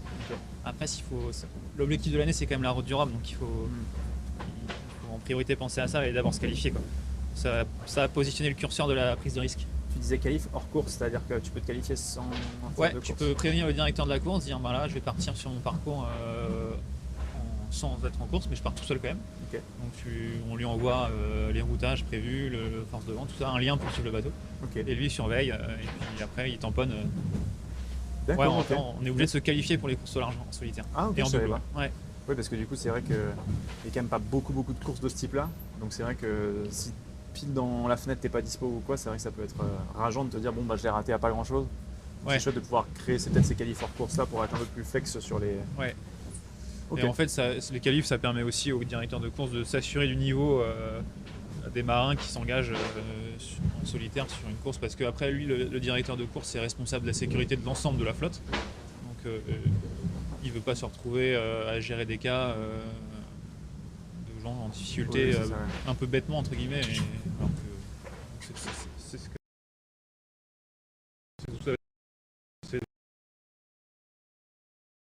Ouais, c'est une sorte de minima, ouais, c'est exactement ça l'Inacos, ouais. C'est réaliser une sorte de minima et puis Ouais. montrer que tu as le niveau quoi.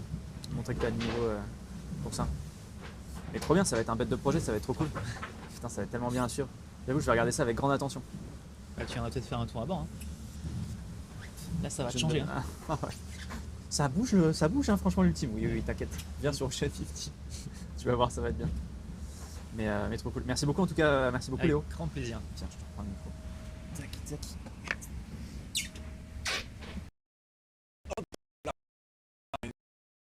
Des frises les copains.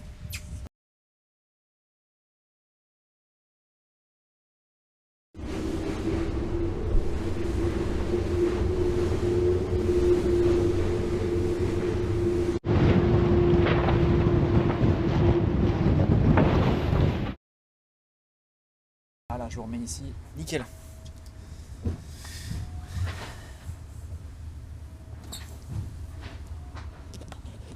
Hop. Ouais, Léo qui nous donne toujours la petite météo du jour, on va dire, quand il s'agit de la carto, savoir à quoi on va s'attendre dans la journée, etc. C'est toujours hyper intéressant.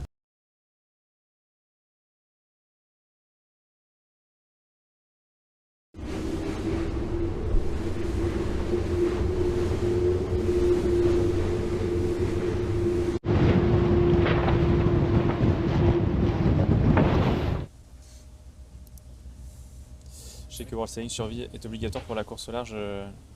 Il y a quoi d'autre d'obligatoire? Dans quel sens? Il y a Zog. Entre celui-là et le Drakkar des bâtards, tu vas traverser plus souvent l'Atlantique que la ligne 13 du métro. Putain, je te le jure. J'ai pas fait souvent la ligne 13 à Paris quand même, mais après les bâtards c'est autre chose. Hein. Franchement, ça c'est ouf. Les bâtards, pour ceux qui connaissent des copains avec qui j'ai déjà navigué, les bateaux vikings à Toulouse. Donc des Drakkar quoi. Et qui du coup ils ont construit un premier il y a quelques années qui faisait 7 mètres de long, ils en ont construit un deuxième qui faisait 15 mètres et là ils ont construit un qui est énorme qui fait 28 mètres de long et qui a pour but de traverser l'Atlantique en battant le record de la traversée la plus rapide avec un bateau de type scandinave à voile carrée etc machin quoi, parce qu'il y a un record de ça, sachez-le, détenu par les Norvégiens. Étonnant. Et l'idée c'est de battre les... Et donc là il y a entraînement sur la Méditerranée, le bateau a été envoyé en Méditerranée d'ailleurs. Et donc ça va être très très cool, ça va être vraiment très cool. Et je pense pas que je ferai la traversée avec eux à mon avis parce que c'est trop de... Comment dire, c'est trop... Enfin ça va être un peu long parce que c'est une longue période de prépa et c'est quand même spécifique de naviguer sur voile carré. Donc ça demande beaucoup de temps et je ne pense pas avoir ce temps là pour me préparer. En revanche, aller faire un petit live là-bas pour vous montrer, ça pourrait être très sympa ouais. Pour vous montrer comment ça fonctionne parce que évidemment ça n'a spoiler, ça n'a rien à voir avec le bateau ici quoi. Il y a des stages obligatoires au niveau médical, technique. Ouais, ils ont des stages, ils passent ce que disait Léo hier, ils passent les skippers des certifications de premier secours type PSC. Alors moi à mon époque ça s'appelait PSC1, PSC2, je sais plus si ça s'appelle comme ça. C'est peut-être pas PSE1 maintenant. Mais oui, tu passes des certifications de premier secours au cas où il arrive quelque chose à quelqu'un sur le bateau quoi. Donc voilà. Un monstre. Non vraiment le truc est énorme. Vous regardez, ça s'appelle Les Bâtards sur Instagram. Les Bâtards B-A-T-A-R qui veut dire bateau en vieux norrois. Si jamais vous voulez aller checker ça. Donc voilà. C'est souvent plus poussé. Genre PS. Après, tu dois avoir un truc lié à la mer aussi. Je pense qu'à mon avis, il y a des petites choses qui doivent différer, entre ce qui se passe en mer et la formation très classique, quoi. Pour être certifié en Europe, il faut pas un temps passer le PSG. Oui, Cybèle, d'accord. Je vois ce que tu veux dire. Je vois ce que tu veux dire, Cybèle. J'entends. Donc non, voilà pour ça. Mais après, on suivra aussi ce que fait. Avec Orkan, leur dernier monstre flottant magnifique, ouais, il est zinzin. Bah, attends, je peux vous montrer. Est-ce que je peux vous montrer Orkan, les bâtards? Normalement, est-ce qu'il y a des photos? C'est sûr qu'il y a des photos qui sont sorties sur Insta. Est-ce que je peux vous montrer ouais, est-ce que je peux le voir sur Insta si je suis pas connecté à mon compte? Oh, je suis connecté, mais je suis ce crack en fait.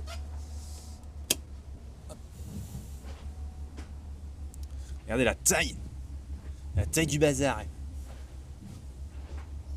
Donc ça voilà, ça a été fait à Toulouse, au cale du Radou pour ceux qui connaissent les Toulousains. C'est huge en vrai, hein. Donc voilà, donc l'idée c'est que là il va être ponté celui-là. Il va être ponté et l'idée c'est de mettre une sorte de grande tente,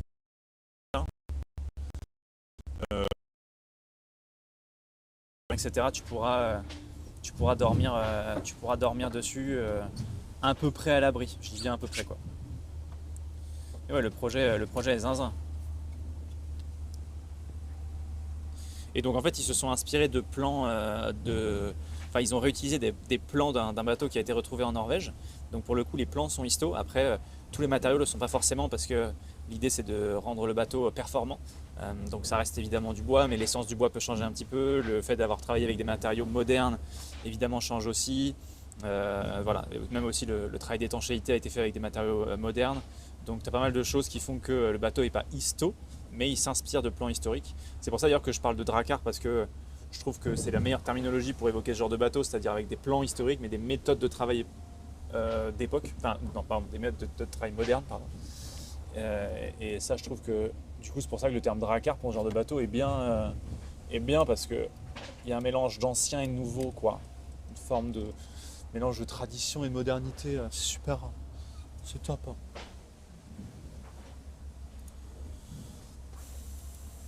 Et c'est une asso en plus de ça, c'est-à-dire que c'est une asso, d'ailleurs c'est Thomas qui est on va dire celui qui a lancé le projet, avec d'autres potes à lui, c'est tous des ingénieurs à la base et ils ont lancé le projet à plusieurs et c'est lui qui a gardé vraiment le lead exécutif sur le projet. Et Thomas il est incroyable, c'est un super capitaine, hyper déterminé dans son projet et c'est une asso tu vois, donc pour lever des fonds, pour réussir à faire et concerner les gens pour réussir à faire ça, c'est quand même assez fou quoi. Voilà. Plein de bénévoles sur le chantier. Ouais, énormément de bénévoles, du coup beaucoup de partage, de formation, de gens qui n'avaient jamais travaillé sur le bois. Donc tu crées des vocations aussi, donc c'est trop bien. Ça je trouve que c'est vraiment super quoi. Donc vraiment un très bon, très beau projet et qui arrive avant. C'est vrai que tu te dis quand même faire un Drakkar à Toulouse qui fait 28 mètres de long, qui fait aussi potentiellement traverser l'Atlantique, tu te dis c'est quand même un peu fou, mais pourtant bah, ça a l'air d'eux quoi. Ils ont l'air d'y aller. Hein. Il y a comme une vibe Château de Guédelon sur ce projet. Ouais, Guédelon c'est encore plus poussé je pense. Mais oui, je vois ce que tu veux dire. Clairement, il y a une vraie vibe Château de Guédelon. Putain, Guédelon, il faudrait que j'y aille un jour quand même. Hein. Je suis jamais allé. Il faudrait que j'aille visiter ce truc une fois quand même. Ça a l'air d'être assez zinzin. À chaque fois que j'en parle en live, les gens me disent « faut que tu y ailles ». Je t'enverrai un mini reportage de ravito en mer sur porte-avions Rivenzi, j'ai des copains sur leur portage. Ok, ça marche du, avec plaisir. C'est pas un peu dangereux quand même. Bah, normalement, ce qui coûte cher dans le projet aussi, quand j'en avais parlé avec Thomas, peut-être que ça a changé depuis, on en avait parlé il y a 1 an et demi, c'est que en fait, il faudrait un bateau assistance qui suive le bateau tout du long. Pour comme ça, si jamais il y a un problème, si jamais il y a une avarie ou quoi que ce soit, bah, qu'il puisse intervenir rapidement. Mais ça coûte très cher d'avoir un bateau qui te suit tout du long quoi. Ça fait partie du truc. C'est vrai que je n'ai pas pu suivre la traversée avant aujourd'hui, tu n'as pas eu trop froid. Non, en vrai, écoute, on est parti de Martinique, donc autant te dire qu'il faisait très bon et que chaque jour je rajoute une couche supplémentaire. Comme disait quelqu'un dans le chat tout à l'heure, je me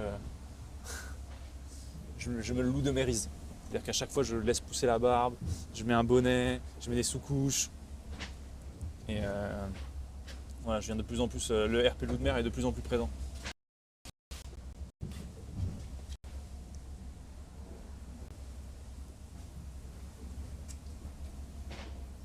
Je vous pose la question hier, subissez-vous le décalage horaire au fil de la traversée? Non, pas du tout, parce que c'est très progressif. Nous, c'est une demi-heure de soleil en plus, en moins chaque jour qui se décale, donc non, c'est hyper progressif. Donc moi, absolument pas. Et puis dès le début, en fait, depuis le début de l'aventure, on s'est mis sur l'heure TU, puisque c'est-à-dire que quand on est sur un bateau comme ça qui va notamment faire de grandes distances, qui va donc être amené à changer de fuseau horaire, on utilise l'heure TU, donc l'heure universelle. Et donc c'est une heure, il me semble que là dans l'heure universelle il est 12h44 si je dis pas de bêtises. Et donc en fait cette heure universelle fait un peu référence, donc du coup ce qui fait qu'on s'est mis à peu près à cette heure-là qui est pas si loin de l'heure de la France, donc on n'est pas du tout décalé. Chelou son verre qui bouge. Ouais effectivement, mais j'espère qu'il vous plaît son verre. On a mis un maximum de prod là-dessus, il est tellement réaliste, regardez. Même quand je le touche, on dirait que c'est vrai quoi. Putain c'est fou la technologie quoi. Putain c'est les effets spéciaux quoi. Ça m'émeut. Oh, Poney Club, merci beaucoup pour le raid. Comment ils vont? Comment ils vont les petits culs là de chez Poney Club? Comment ils vont ceux-ci là? Bonjour à toutes et à tous. Salut Marano 12, bonjour, j'espère que vous allez bien. C'était quoi chez Poney Club là? Nickel le fond vert. Alors qu'en plus t'es dans la cave d'Alorient. Ouais, exactement, je suis dans une cave. Hein. Je pensais que c'est un fond vert. Mais... Exactement. Du FM. Classique. Ça joue quoi sur FM? J'ai pas vu que tu faisais une. Ah, il fait FM c'est avec Brest, putain, j'ai vu ça. Mais toi, t'es ce gars, tu sais. Toi, t'es ce gars. On se voit pas ce week-end, nous d'ailleurs? On n'a pas un date tous les deux ce week-end, Baby Love?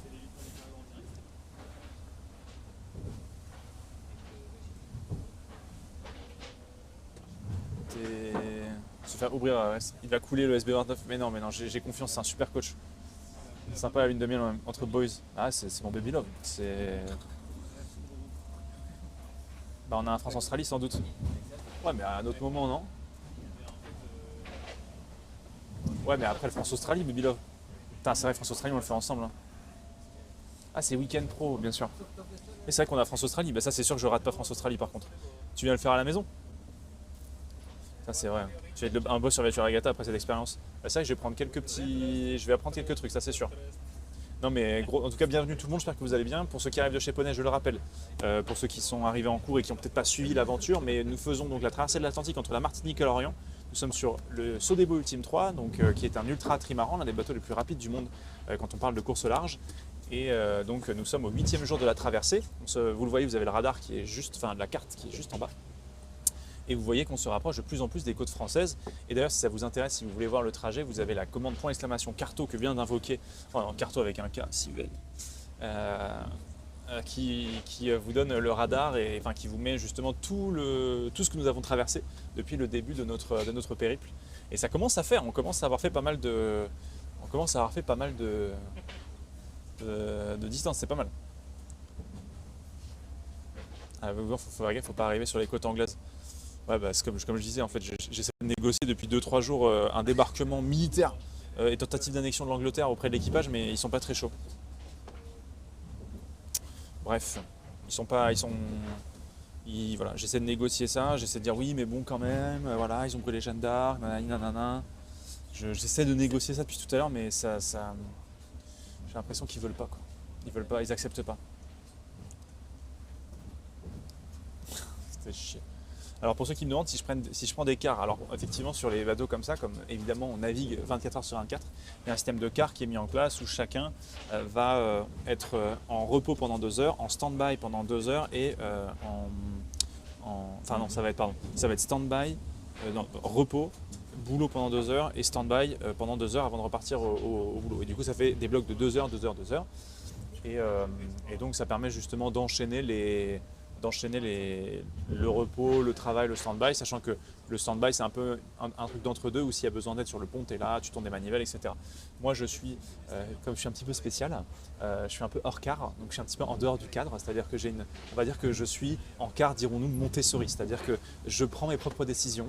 Si je suis dans mes tempêtes d'émotions, c'est moi qui décide de prendre mon petit temps calme, et donc je suis justement Voilà, c'est moi qui fais un petit peu mon menu du jour. Mais j'essaie de manière générale de suivre un système de quart quand même. Parce que si je gère mal mon sommeil, je suis complètement décalqué sa mère et j'ai la tête dans le cul toute la journée, c'est abominable. Est-ce que c'est ce qui s'est passé hier? Peut-être. Bien sûr. Ça fait pas chier quand tu fais du repas anniversaire 5 toute la nuit pendant qu'il bosse. Je commence à avoir des réflexions, mais vous en faites pas. C'est ok. Tu participes au tâche du bateau ou pas du tout? Ah bah... Bah oui quand même, t'imagines le gros chien. Le mec il est à bord, il en fout pas une, il fait juste ses streams, il fait chier tout le monde. Non, je fais rien du tout. Non, pour le coup Non, j'en prends pas une. Ce serait tellement drôle. Non, je suis là et je regarde les gens faire quoi. Je suis vraiment en stage de 3e. Non, j'aide, dès que je peux évidemment je pousse sur les manivelles. Et j'aide à ranger les voiles quand il y a des voiles à ranger. Je barre quand il faut barrer. Enfin voilà quoi, je suis un vrai petit marin d'eau douce. Ça.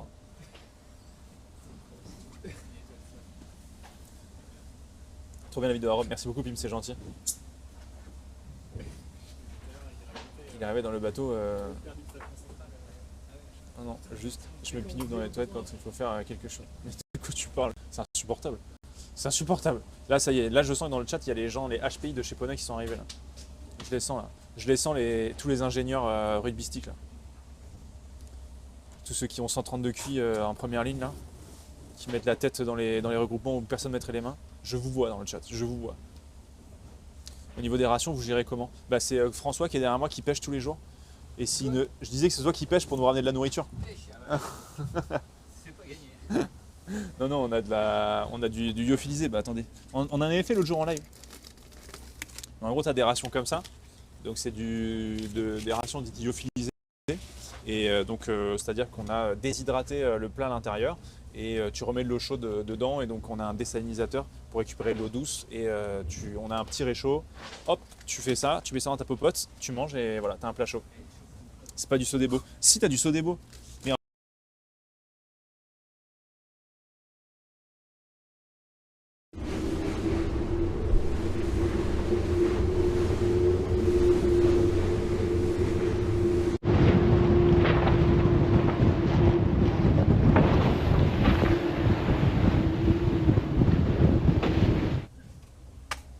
je vais basculer.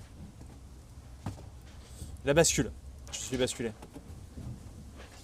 Non, et du coup, ce que je disais, c'est que ils ont donc Sodebo fait des lyophilisés non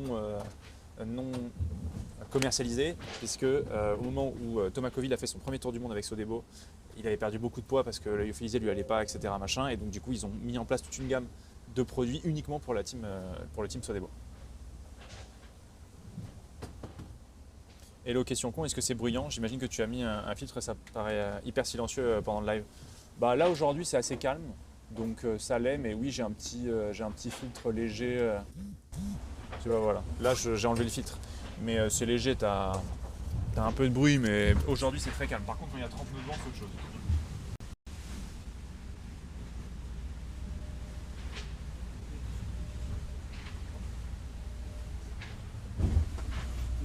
Donc c'est très tranquille.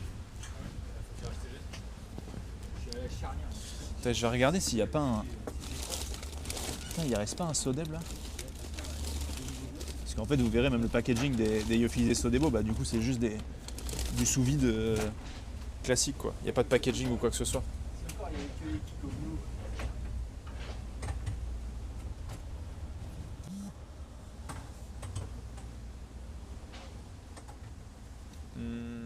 Pourquoi Sodebo d'ailleurs? Bah ça faudrait poser la question à Thomas Coville.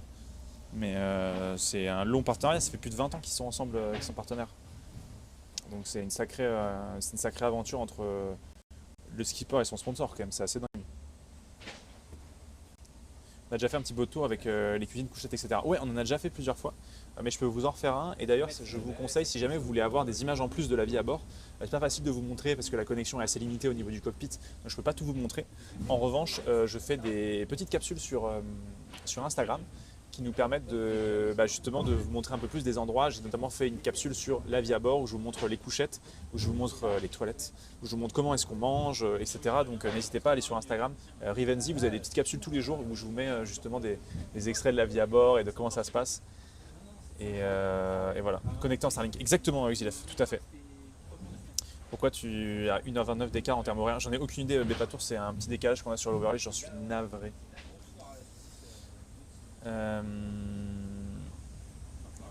Tu arrives dans la meilleure ville de Bretagne, Lorient, quand tu connais Brest. Tu vas faire des vidéos histoire sur la Martinique. C'est pas prévu, Pascalino 29. C'est pas prévu, c'est pas prévu. Là, on a d'autres vidéos d'histoire de prévues. On a déjà la vidéo de décembre qui est prévue. C'est une vidéo 24 heures. 24 heures avec un invité, donc ça va être trop cool. En tout cas, super aventure. C'est mon rêve de naviguer sur un IMOCA, un ultime. Je comprends ce que tu veux dire. Ah mais c'est vraiment incroyable, c'est une aventure de fou. Tu croises d'autres bateaux. Ouais, on a expliqué tout à l'heure, si vous voulez... de toute façon, sachez que tous les replays des lives sont disponibles sur la chaîne YouTube, Rivenzi TV. Et on vient juste d'expliquer, je viens de dire 20 minutes, on a expliqué justement qu'est-ce que c'était que la différence, enfin comment est-ce qu'on gérait les croisements avec les autres bateaux, sachant que comme vous le voyez sur la carte, on se rapproche de plus en plus de la France et de la Bretagne et de l'Orient. il y a plus de trafic maritime, donc, et il faut gérer ces croisements pour évidemment éviter de percuter l'équivalent d'un immeuble de 12 étages.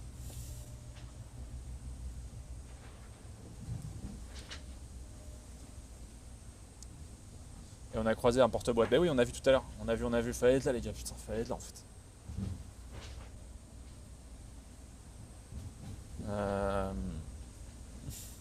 Donc non, c'est pour ça. Donc arrivé comme je disais prévu mercredi matin avec très tôt, aux alentours de 7 heures, entre 7 et 10 heures en gros. Voilà, à peu près. Donc on ne peut pas trop donner de chiffres plus précis parce que ça va dépendre de beaucoup de choses. Mais on va voir si on peut faire un live à l'arrivée. L'idée c'est quand même de filer un coup de main, à tout le monde pour qu'on arrive le mieux possible. Et que voilà, tu ramènes des croissants quoi. Je vais ramener des petits croissants quoi. Les replays sont sur YouTube, trop cool ce projet, bravo à toi. Merci beaucoup Rachel Gourou. Les replays sont tout à fait sur YouTube, sur la chaîne Rivenzi TV. Vous avez volé un petit peu. Alors sache que un petit peu. Je trouve que le bateau va un peu en direction de l'Angleterre. C'est ce que je disais tout à l'heure, j'essaie de leur dire, j'aimerais bien qu'on envahisse l'Angleterre, mais ils ne veulent pas. Le projet de débarquement ne fonctionne pas pour l'instant. Et donc, qu'est-ce que je disais? Oui, question très intéressante. Est-ce qu'on a volé? Alors, on a un peu volé, mais le truc, c'est qu'on n'utilise pas les foils ni les safrans à leur plein potentiel, puisque on est sur un convoyage. C'est-à-dire que le bateau n'est pas en course, donc l'idée c'est absolument pas de pousser le bateau le plus possible, donc ce qui fait que ça limite sa possibilité de vol. Par exemple, on ne met pas les foils au plus bas, par exemple, là on l'utilise qu'à 80% les foils. Le safran central, c'est pas le safran de course, c'est un safran de remplacement, on va dire. Donc il y a plein de choses qui font, plein de petites modifs qui font qu'au final on est sur un bateau qui va évidemment très vite, mais qui n'est pas à son plein potentiel, parce que l'idée c'est de ramener le bateau en bon état pour la suite des projets. Est-ce que le bateau fait un peu peur aussi? Ça fait très peur quand tu as du creux, quand tu as des creux quoi, tu vois. Genre ça c'est vraiment, ça peut être chaud. Oh là là, Samuel Etienne, bonjour à toutes et à tous. Comment ils vont ceux-ci? Bienvenue. Merci Samuel, merci pour le raid. Bienvenue à toutes et à tous les Etienne Zouz. J'espère que vous allez bien. Bonjour Capitaine Rive, bonjour tout le monde. J'espère que ça va. Vous arrivez au beau milieu du live. Fais gaffe, il y a de l'eau partout, je sais. J'allais faire le tour du bateau. On est effectivement sur ce 8e jour, pour ceux qui arrivent de traverser entre la Martinique et l'Orient, sur le Sodebo Ultime 3, l'un des bateaux les plus rapides au monde. Et on est à 2 jours de l'arrivée à l'Orient. Et on vous fait vivre ça au quotidien. Ça fait depuis une semaine que tous les jours à midi je fais un live pour un peu expliquer, vous montrer un peu la vie à bord et ce genre de choses. Donc voilà, bienvenue à tous. Donc on est vraiment au milieu de l'océan. Hop là. Vous voyez, ça tourne des manivelles. Ça tourne des manivelles. Avec Thomas Coville. Non, Thomas Coville n'est pas avec nous. Il ne fait pas le convoyage avec nous. Donc voilà.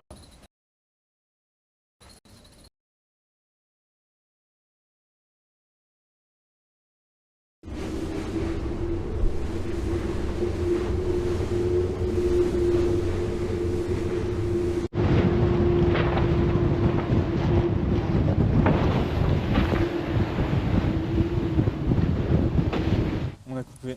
C'est la première fois. Montre comment tu gères les manivelles un peu. Mais je vais vous montrer, ne vous inquiétez pas.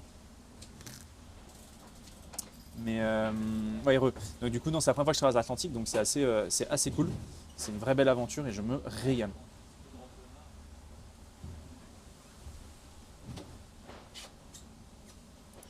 Les images, on n'a pas de connexion sont folles. Ouais, c'est vraiment trop cool.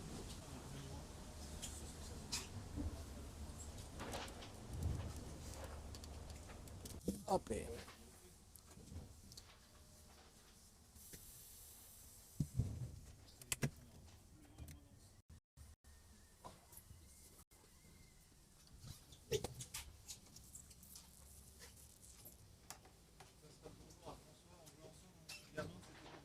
Mais non, c'est pas vrai. C'est pas vrai, parce qu'on a le chat ici. Genesis. C'était mon voisin. Il s'appelait Genesis à l'époque. Non, il s'appelait pas Genesis, mais il te salue en tout cas. Genesis, si tu peux décliner ton identité, ton nom, ton groupe sanguin s'il te plaît, ton lieu de naissance, ta date de naissance également. Vas-y, bientôt la barbe blanche. Ouais, ça fait longtemps que j'ai des petits picots blancs là. C'est un peu, ça fait un petit moment, ouais. Vincent. Salut Vincent. Putain. J'ai changé de jardin. C'est pas les mêmes jouets. Ouais, le jardin a un peu changé ouais, depuis que vous jouiez ensemble. Putain, le Vincent, quoi. Il est sur le live, le Vincent. Putain, il est là, quoi. On tourne de la manivelle ou pas C'est là où on est passé mon ami. Ça me regarde les dédicaces. En fait, on est vraiment sur le live des dédicaces. On est vraiment... Ah, regardez, il est réveillé. Regardez, il y a Gwen. Ça va, Gwen? Ça va et toi? Il y a Tata qui est passée sur le live tout à l'heure. Par contre, elle nous a dit qu'elle serait pas là à l'arrivée. Ah ouais? Ah, ouais. On lui a dit, est-ce que Tata Séverine, vous serez à l'arrivée? Elle a dit non. Tu as pas dit de prendre le jet? Hein? Tu as pas dit de prendre le jet? Ah non, c'est vrai que la jet de la revendication, j'aurais pu lui en parler, mais... Faut-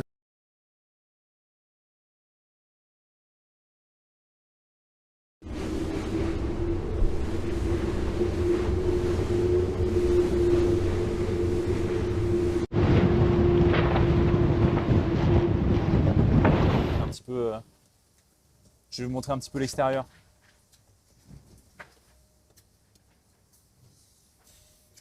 Mais on était rassurés parce que c'est vrai que quand Tata Séverine n'est pas sur le live, c'est pas vraiment un live, quoi, tu vois. On se dit, punaise, il manque un truc, quoi. Pour 1000 viewers, quoi. Hein? Elle compte pour 1000 viewers, Tata Séverine, c'est tout à fait ça.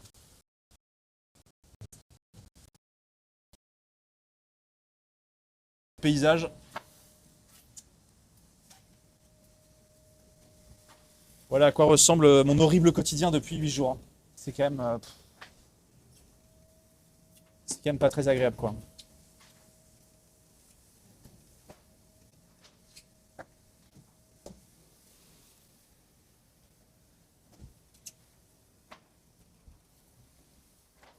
C'est quand même...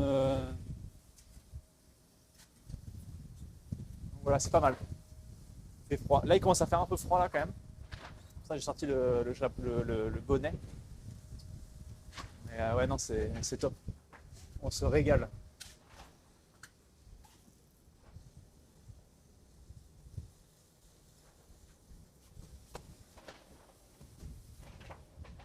On se la régale.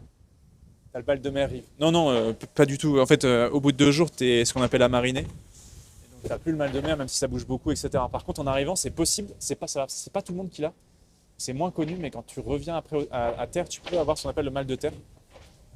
Et donc, ce qui sont des symptômes qui peuvent se rapprocher du mal de mer. En fait, c'est le temps que votre oreille interne en fait, s'habitue, on va dire, au mouvement du sol sur lequel vous bougez. Donc, ça peut provoquer, être un peu mal, quoi. Notamment dans les endroits clos comme les toilettes ou les douches. Ou les loges d'artistes comme moi. J'espère que quand je retournerai faire des lives, j'aurai des loges assez grandes.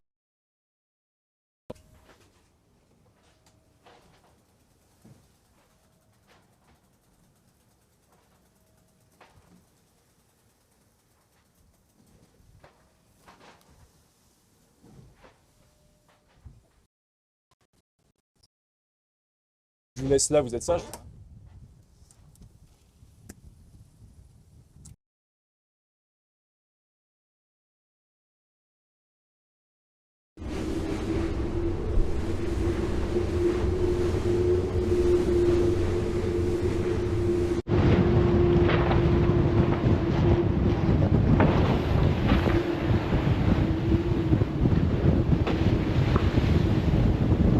Non.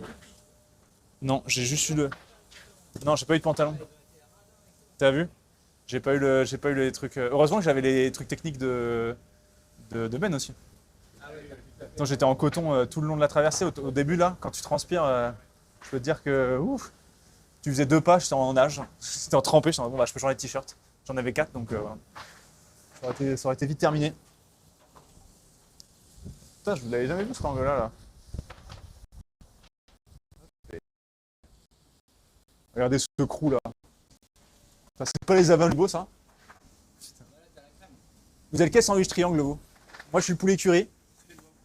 Celui-là, il y a du suédois. Poulet crudité à. Putain, quelle équipe.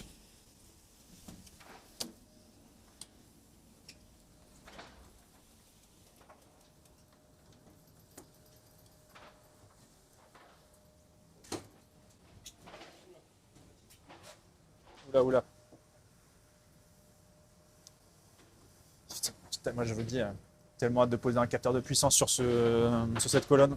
Voir qu'il pousse de plus fort. C'est que pour le Lego.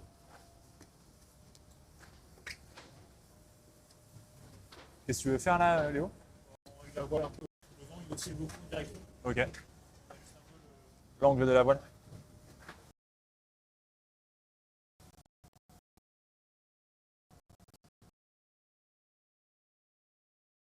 Mais non, c'est qui?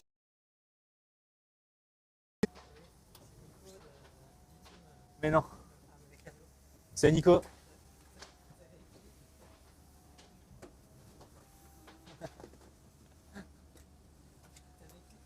Ça rigole. Si jamais il y a des membres de la famille de n'importe quel skipper qui se trouve là, n'hésitez pas à mettre vos messages. N'hésitez pas, je fais passer le mot. Je suis le standard. On a eu Vincent tout à l'heure, on a eu Tata Séverine. Pas d'accord. Ça c'est fou. Hein. Elle dit mais il dort? On dit bah oui, il dort. Du coup elle a l'impression que tu dors tout le temps. Elle va avoir l'impression que tu dors tout le temps. Donc là aussi, hop là. Là juste tout en dessous, vous avez tous les winches. C'est les systèmes où on va mettre toutes les écoutes et tout ça pour changer les voiles, pour empanner et tout ça.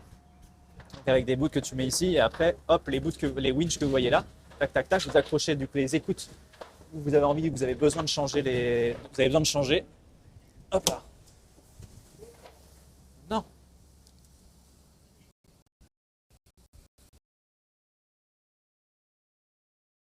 Excusez-moi.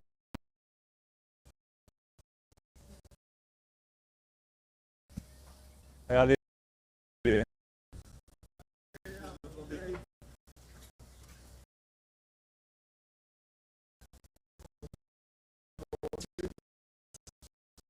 Donc là, vous avez les winches ici, donc ça permet d'ajuster les voiles, de la sortir. Là après, vous avez là le gros winch pour notamment le changement de bord, les experts. Donc là, ils sont en train d'ajuster les trucs là-bas, quoi. Hop. Donc bon, pas mal. Et donc là, il y a des postes de veille ici. Donc qui sont des postes où soit tu peux attendre quand tu n'es pas forcément en quart. Et c'est des postes qui sont plutôt agréables, on va dire. Et là, le poste de carto. Et vous avez pour barrer, vous avez un gouvernail de part et d'autre juste ici. Sans blâme, pourquoi SPA9, ça serait bizarre. Non, ça pourrait. Pourrait y avoir des femmes pourrait y avoir des femmes à bord, juste ça c'est pas fait. Non, tu as des équipes d'ultime qui ont des femmes à bord. Il me semble que SVR Lazertig avait une femme aussi à bord de son team. Non, absolument, c'est un sport mixte, la voile. Les femmes concourent avec les hommes. On l'a bien vu sur la Transat Café L'Or, il y avait l'équipage 100% féminin, Violette d'Orange. Et comment elle s'appelait déjà et sa coéquipière? Sam Davis, merci beaucoup François. Donc non, c'est tout à fait possible. C'est tout à fait possible.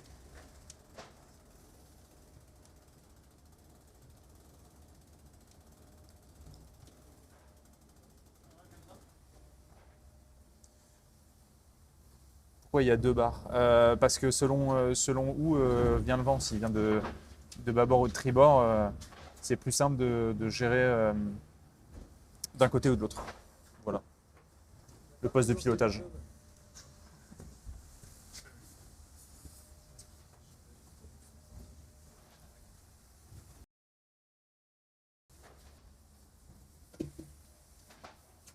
Pour aller barrer tout ça. Yo Bellus, comment ça va? Comment ça va Bellus? Est-ce que c'est fréquent d'avoir des gens qui sont novices en navigation comme toi, qui font des convoyages ou c'est exceptionnel? Ben, je pense qu'ils réservent ça aux personnalités tout à fait exceptionnelles, je pense à mon avis. Non, en vrai de vrai, je ne saurais pas trop dire. Ça va dépendre, je pense, de la politique déjà de chaque équipe. Je pense que déjà ça dépend de ça. Et ensuite, ça va aussi dépendre de... Il y a souvent ce qui peut être fait, c'est plus d'avoir des gens qui font partie du team sans être des membres de l'équipage. C'est-à-dire que c'est des gens qui sont dans les bureaux d'études, à l'image de David avec qui on a discuté tout à l'heure, à l'image de Gwen aussi qui ne fait pas partie de l'équipage mais qui travaille autour du bateau toute l'année. Donc ça arrive souvent. Que des gens externes comme moi fassent des convoyages, il me semble que c'est beaucoup plus rare. Maintenant, ça va dépendre de ce que fait Sodebo. C'est pas forcément la logique de Sodebo, c'est pas forcément la même que SVR LaserTig ou Actual ou d'autres quoi. Tout ça, ça peut un peu changer.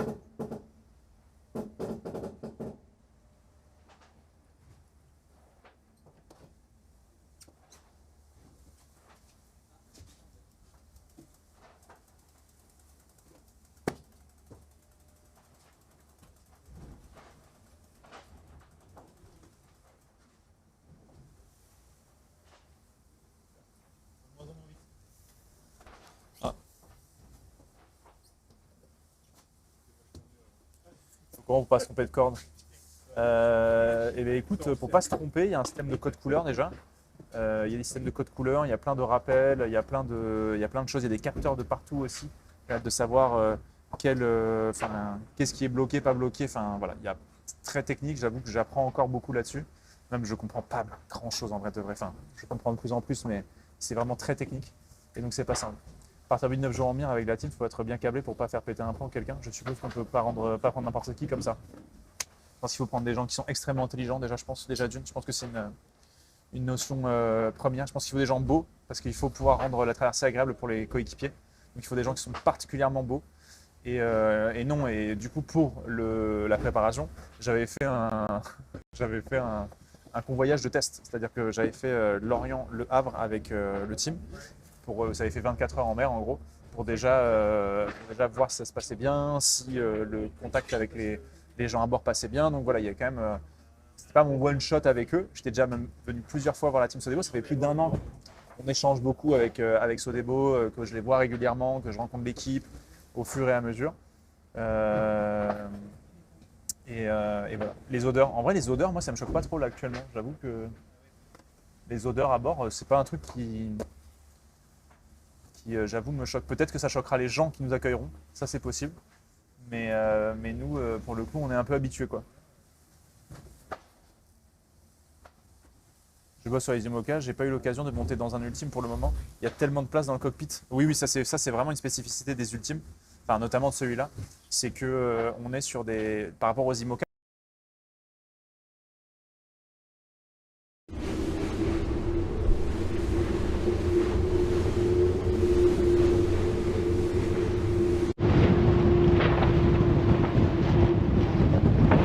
Aussi, vous vous en rendez peut-être pas compte, mais c'est qu'il est à l'avant du bateau, contrairement à beaucoup d'autres bateaux où on va plutôt avoir la zone de vie à l'arrière.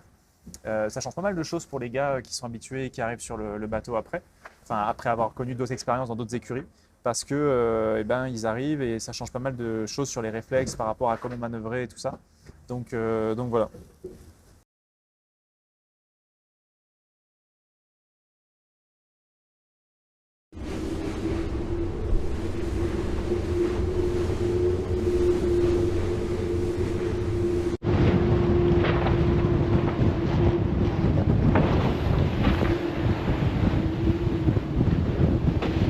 Je suis très très curieux. Là, ils sont tous en train de regarder le chat. Envoyer des cœurs à la team Sodebo en disant ouais, franchement, l'équipage, ils ont l'air adorables, etc. Ils sont trop cool, ils sont tous trop gentils. Parce que regardez, ils ont ouvert le chat.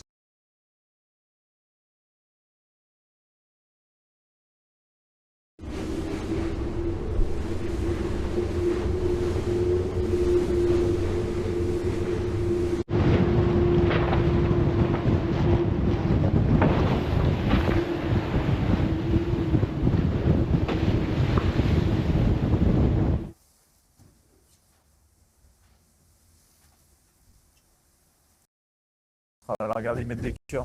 Trop. Bien sûr. Bien sûr. Mignons les gens dans le chat, quoi. Mais ils sont vraiment adorables, hein.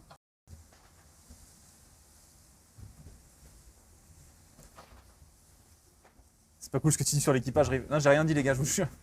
C'est pas moi. Bon courage pour eux.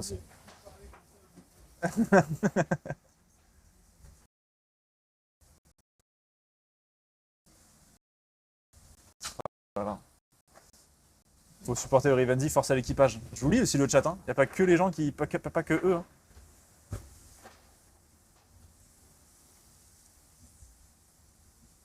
Combien de teams? Noyez-le, Rive, si vous embête.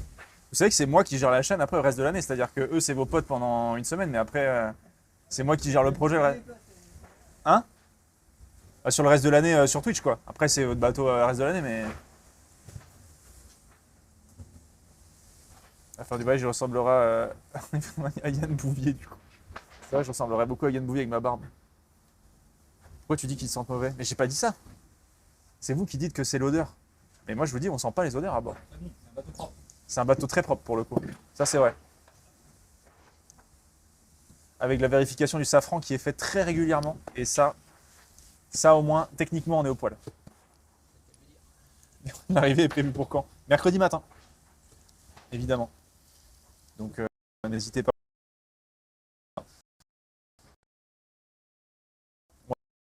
N'hésitez pas. Bonjour. En vrai, c'est rien, n'hésitez pas à venir. Et on a ramené l'odeur du The Event avec nous, exactement, Xilovic. Oui, il y a une gamelle plus grosse que mon Saint-Bernard parce que c'est une gamelle, c'est une petite thermos. Merci beaucoup, j'aurais pu trouver le mot.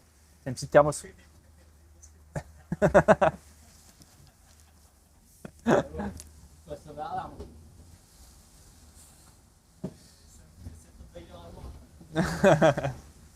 Je te jure. Comment il y a combien de mètres carrés au sol? Enfin, j'en sais rien. Tout ce que je peux vous dire, que c'est ça à Paris, à mon avis. Ça à Paris, c'est 1 500 € par mois, hein, pas moins. Bah, ici, c'est beaucoup plus cher. Ici, pour le coup, c'est un mauvais exemple.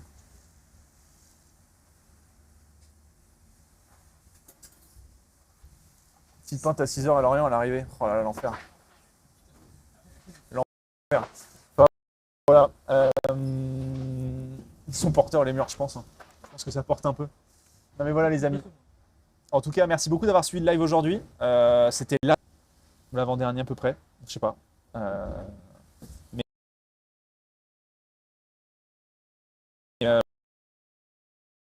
merci.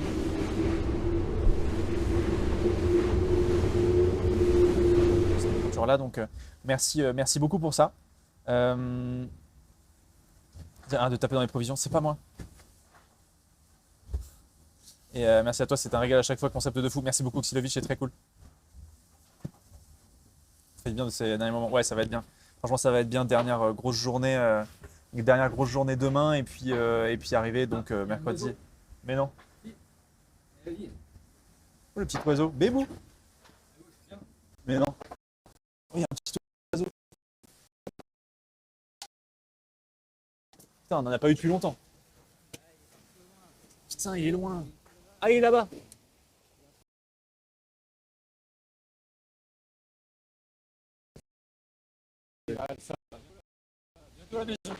Bientôt la côte.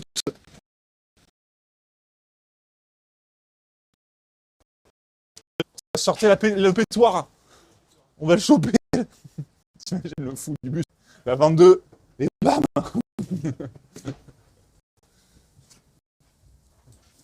C'est en vue, ça je te jure. On rapproche des terres, ça veut dire qu'on va bientôt y arriver, putain. Quand je vais rentrer chez moi, je vais me faire ce petit pack carbonara. Bref, merci beaucoup en tout cas à suivre les lives, c'est un vrai plaisir. Je vous embrasse, je vous souhaite une très bonne journée. On se retrouve du coup demain midi pour le prochain stream. Et puis voilà. Ça va être, c'est une belle aventure en tout cas, franchement c'est trop cool. Sachez que je le rappelle, si vous voulez voir l'entièreté de toutes les rediffs pour un peu voilà, voir un peu comment est-ce que sont faits les lives, c'est disponible sur la chaîne YouTube Rivenzi TV. Et si ça intéresse certains, pour avoir des formats un peu plus courts où on parle de certains sujets dont on n'a pas forcément le temps de parler en live parce que la connexion, parce que le temps, etc. N'hésitez pas à aller sur le Instagram et le TikTok Rivenzi parce que là j'y mets des petites capsules de vie, etc. Voilà, de ce qu'on ne montre pas forcément durant les lives. Merci beaucoup tout le monde, prenez soin de vous, rendez-vous demain midi et passez une très très bonne journée. Ciao.